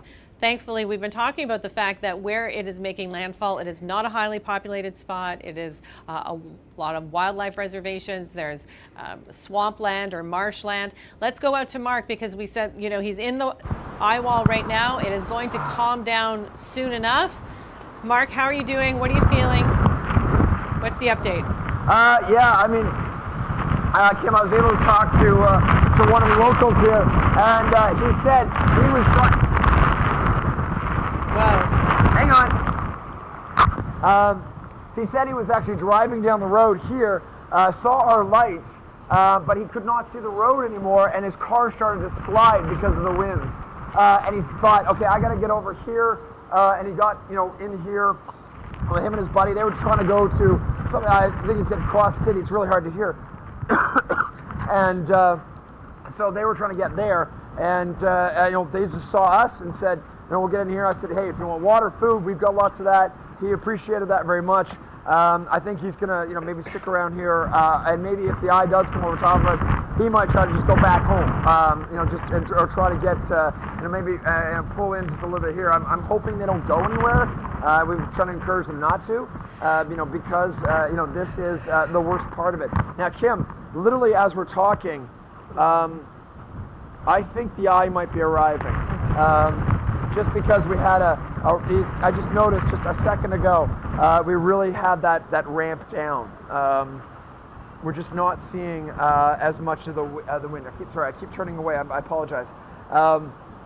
The wind is just dropping right now. I mean, I think you can see it, behind me right there. And of course, as I said that, we get the howl and the hit right here. Wow. That is really painful, extremely painful. High-speed fog, just peppering the side of my face. I don't know where the rest of the guys went. I think they went around the side of the building as we're getting that shift in the winds. We're okay. I don't want you to be concerned, but trying to document the storm as best as possible. This is actually a pretty good spot to try and show you. But I think that eye may be. We might be right on the edge of that eye. I don't have my radar in front of me, but I think we might be just right there, and we're getting sort of the edge of the eye wall, sort of still banging into us just a little bit. Whoa. Wow, that was loud. I mean, I could hear it in my IFB when I'm listening to you, and it's the loudest it has been this entire time. I don't know how it feels in comparison to what I was just hearing, but just astronomical. Laura was just mentioning that in Perry, already over 8,000 customers without power, and I think that number is going to soar given the winds that we're looking at right now. Rachel and Laura have been looking at exactly where that eye itself is. Mark, we anticipate you're going to get a break, but it doesn't sound like it, but we know you will. Yeah, I mean, I'm hoping that we do get a little bit of a break, because I really would like to, even if we were to, because we're losing a bit of power, we're losing signal. So if we can get that live stream into the eye, I'll consider that a job well done. Because at that point, you've experienced the worst of the hurricane. Yes, we are going to see the other side. It's going to switch around. But I'm glad I was able to sort of stay talking with you throughout this, because it's been quite the event so far. Whew. Yeah, it's impressive. The technology has held on so far. I feel I shouldn't say that out loud just in case anything goes wrong. But yeah, hang on there. I mean, you are showing us something that a lot of people don't get to see firsthand. This is why we encourage people to leave when there are evacuation orders. We don't want anybody out in a storm like the one that you're standing in and experiencing. I can't imagine those young people out there driving in this storm. It looks so dangerous. Yeah, I mean, Kim, that's the best way to describe it. It is just so dangerous. And this is why we found shelter. We had to pick a well-built, sturdy building, get underneath that, be prepared for it, and that's why we can then offer a bit of help to other people to sort of try and make sure that they're okay. If we can help a few locals, make sure that they're all right, that's a bonus, a big bonus. But really, trying to document this, trying to show it to you, that's what I really want to show that, and get an idea. But I can tell you, it is very different, I'm sure, sitting in the studio versus, actually experiencing it. And sometimes it's very, very hard to describe, what it's actually like, what it feels like. I'll try my best here. The wind and the rain is hitting me sort of on the face here, and it's like a million little needles. So if you've ever been, sorry, I heard something go in there. Sorry, just a second. I'm hearing something bouncing around along the, oh, here we go. Yeah, that's what I was a bit concerned about. If you've ever been out in, say, a blizzard, and you get that stinging sensation, that's what it feels like, except it's not cold. It's actually relatively warm. You can hear these, crashes, these bangs, this dull roar to the storm. At the same time, I can actually smell, a little bit of pine smell, and that tells me that, pine trees likely have come down off to my east, just because of, where the wind's coming. And of course, the biggest thing at this, when you have the storms coming through at night, the biggest thing you're going to hear, the senses that you're going to get, is your hearing. And that, I think, is, gives you that, you can hear the crashes, these distant bangs, and stuff is coming apart. But you can't see it, which does make it that much more ominous. Yeah, I just heard something else go crashing over here. I can hear you, but you're freezing up a little bit. Definitely is. Oh, you're back again. Okay. Yeah, Kim, I'm not surprised. Whew. Yeah, we are going to start losing signal now. But your audio's been great. Okay, we'll give you a minute to breathe, have a drink. We're watching the worst of the storm, Hurricane Helene, moving right over the Big Bend in Florida into the area where Mark and other storm chasers have been hunkering down for the majority of the night around the town of Perry, and that's where the storm is. And we can see, Rachel, boy, they're just on the cusp of that calm area. And I think that's why you keep seeing it try to be calm, but he keeps getting smacked by the winds that are rotating around the eye. Give it maybe another minute, and I think we're going to really see Mark rather calm. If this was happening during the day, what you'd notice is that it's very, very stormy, sideways rain, but then in the eye, it's actually clear blue skies. Obviously, he's not going to see that, but maybe he'll see the night sky. But that's going to be making its way towards him, I'm going to say maybe the next radar scan. And as we were mentioning, the eye is making its way onto land. So landfall is occurring, not complete yet until the full eye gets over the land. And I want people to be reassured, at least in Canada, that this storm is not expected to impact Canada. May see some cloud cover over southern Ontario as it moves northward. This is not a storm that is heading out to the Maritimes or Newfoundland, not impacting Quebec necessarily. We've seen that before when these storms move right up the middle, but thankfully a ridge of high pressure is going to keep it out of Canada for the most part. It's not fortunate, of course, where this storm stalls, which will likely be around Tennessee. So these areas like the Carolinas, specifically South Carolina, Tennessee, Georgia, all being impacted by this storm over the next 24 hours. And I also want to highlight it's not just the hurricane, but the hurricane is causing tornadoes. And across Georgia, we've already seen numerous tornado warnings going out throughout the night. And unfortunately, Kim, we have heard that there has been 2 fatalities where a tornado lifted and tossed a trailer in Georgia. So 2 more fatalities. Again, caused indirectly by the hurricane because of those outer bands. So that's another danger on top of the rainfall that's going to be inundating the Carolinas and Georgia tomorrow. Yeah, many of these states had simultaneous hurricane warnings and tornado warnings. This is what can happen with a hurricane. So we had expected that it would be the case. We're going to go back now to our storm hunter, Mark Robinson. Mark, how is it going now? Okay, we can hear you, we can see you. Are things calming down at all? Yeah, Kim. No. It's sort of bouncing back and forth. We are seeing a calm, and then the winds hit. But I wanted to make sure that I get, a last few, telling you what's happening, because we are losing signal very quickly.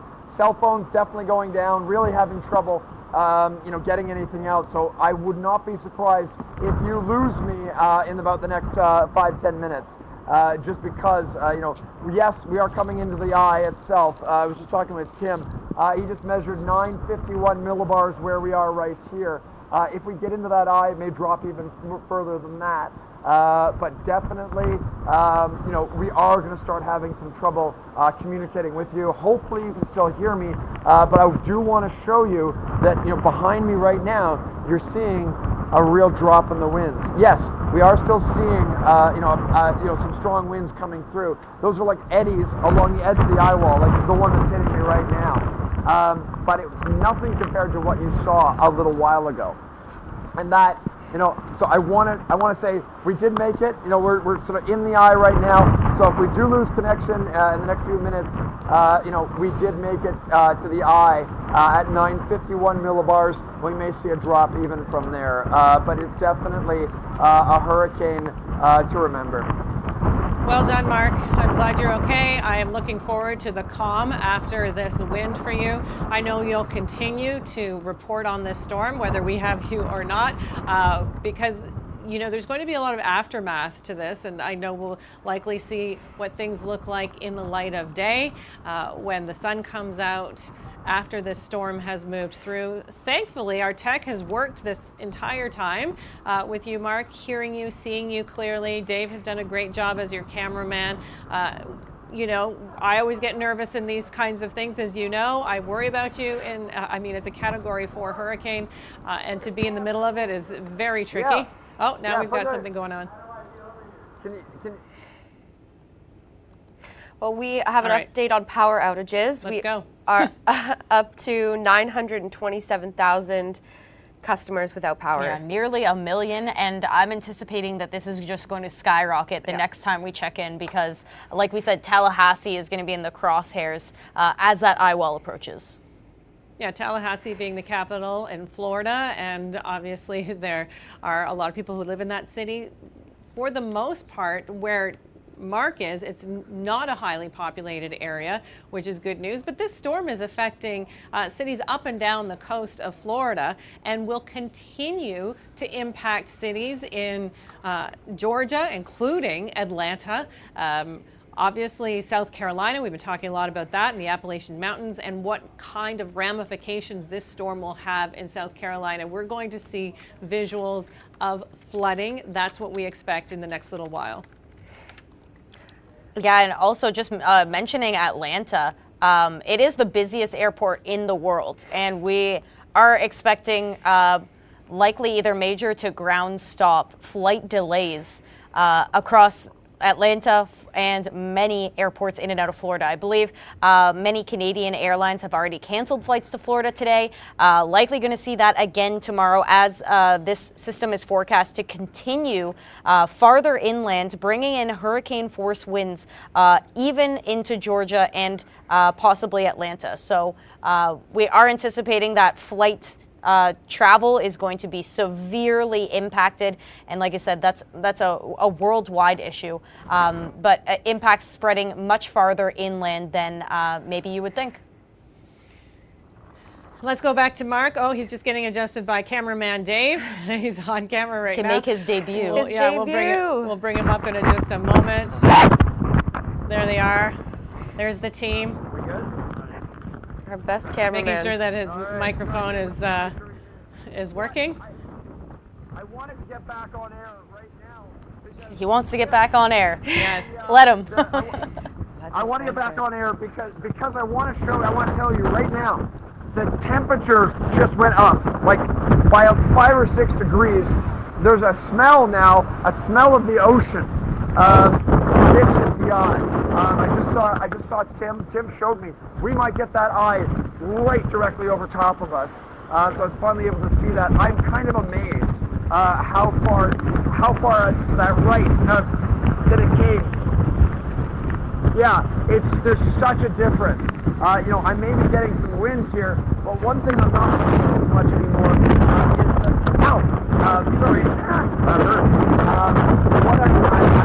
what I'm not seeing is the rain. I'm definitely seeing the wind. But as I said, I can smell the ocean, which is not what I expected. As the eye itself likely to go over top of us. And we may go right to the center of the eye. As I said, I finally took a quick look at the radar Tim showed me. We were at 951 millibars. I'm expecting we're probably going to go lower than that if that eye goes right over the center, like if the center of the eye goes right over us. Wow. Hard to hear you a little bit. I don't know if the smell of the ocean is a sign that the eye is passing over you soon. I mean, I didn't know that was the sign, but I'm fascinated by all the smells. The pine, because likely pine trees have fallen, the smell of the ocean, the temperatures rising, so many things happening with this storm. I'm surprised that the smell of the ocean's happening now and not when he was getting pelted by all the rain. But it must mean because the sea, the seawater and the surge maybe carried all of that smell. But yeah, look at him now. Dry as can be. Oh man. I mean, I don't know if you can hear me, but yeah. Oh, wait a second. The eye is just going over you right now. Dramatic here, but yeah, I was going to say suddenly the wind just went. There was a real loss of wind right there, and so I think that's the eye itself. Yeah, wow. You should be right in the eye right now, Mark. Yeah, it's kind of. Yeah, I mean, we're still going to get some of those eddies. I mean, I remember when we went through the eye of Ian, there was a lot of eddies that we were still getting a little bit of wind here and there, but we were able to sort of walk around in it. And maybe, we'll get a chance to sort of walk around a little bit and check it out here. We could be in this eye for a while. The eye, when I looked at it earlier, was about, I believe it was about 50 kilometers across. So a decent sized eye, and that may, it means we're going to be in this calm for a bit. And that will give us a chance to maybe take a little break. But unfortunately, Kim, I do expect, and everybody there. I keep saying Kim, but oh my goodness, sorry, just give me a second. I do expect that we will start to really lose signal very soon. Yeah, I mean that. Even though it's in a calm, the Eyewall, it has made landfall, so the hurricane has officially made landfall. So that's the word that has come down now when we're looking at Helene. This is what you kind of waited for, and you are in it, and we can see that it is, I mean, even though the wind is still pretty strong, I can still hear it howling, it is such a difference from what it was even 20 minutes ago. Yeah, I mean, and that's very classic when it comes to hurricanes. And this was one of the big dangers. The Galveston gale, the hurricane that hit Galveston, and I believe it was the early 1900s. I can't remember the exact date just off the top of my head. Everybody, the eye hit, and then everybody got out of their houses and went down to the seashore to check everything out. Like, wow, this is so amazing. And then the backside of the Eyewall hit, and unfortunately, thousands of people lost their lives. Simply because they couldn't get back into shelter fast enough, and because they didn't realize what was coming. It feels like the storm is over, but this is only the halfway point. It has been my experience that the other side of the Eyewall usually isn't as strong. However, in Ian a couple of years ago, the back side of the Eyewall, the other side of the Eyewall, far stronger than the front side. I don't think we're going to see that in this one, but you never know. This one has defied expectations sort of across the board, and so we'll see what happens. We may not be on air with you when it happens, but Dave and I will definitely be documenting the whole thing, along with all our chaser team. Okay, Mark, we're going to let you go then, and I know people can follow you online as well. Storm Hunter, right? TWN? As best I can. Mark, thank you so much for your coverage. You've done an incredible job once more. Thank you for facing the storm for us so that our viewers can see and understand what a storm of this magnitude looks like, especially in the heart of it. Thank you, too, to Rachel and Laura, of course, for following the storm all along and getting the latest numbers. We know that this storm will continue to be impactful over the next several hours, and we'll see in the light of day what it turned out to be and what the impacts actually are. We'll have a better sense of everything once the sun comes up. And we know too that Georgia, South Carolina, Tennessee are all going to be impacted by this storm. Ladies, anything to say to sign off? Maybe just the last wording from the Landfall National Hurricane Update. It did make landfall at around 11:10 local time or Eastern Standard Time, just east of the mouth of the Ocilla. I'm gonna butcher that. Oquitla. Oquilla? Sorry. Oquitla. Oquitla River. This is about 10 miles or 15 kilometers west-southwest of Perry, Florida. Based on data, the maximum sustained winds were 225 kilometers an hour, and the minimum central pressure did reach 938 millibars. So that is Hurricane Helene. Yep. Landfall was a long night, but we're glad. One of only 8 hurricanes to make landfall in Florida under 940 millibars. The winds were intense. If it had a little bit more time, maybe we could have been looking at a Cat 5 storm, but a fascinating storm nonetheless, from start to finish, curving all the topography, getting all of the loop current juice, and rapidly intensifying into a major hurricane.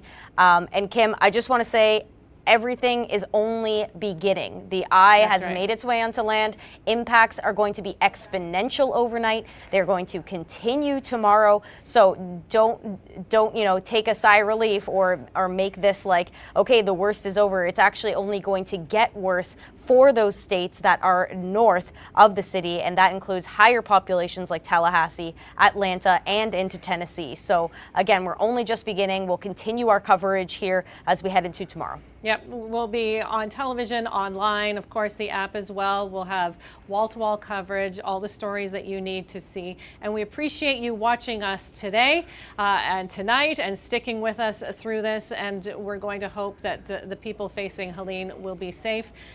Stay with us on the Weather Network.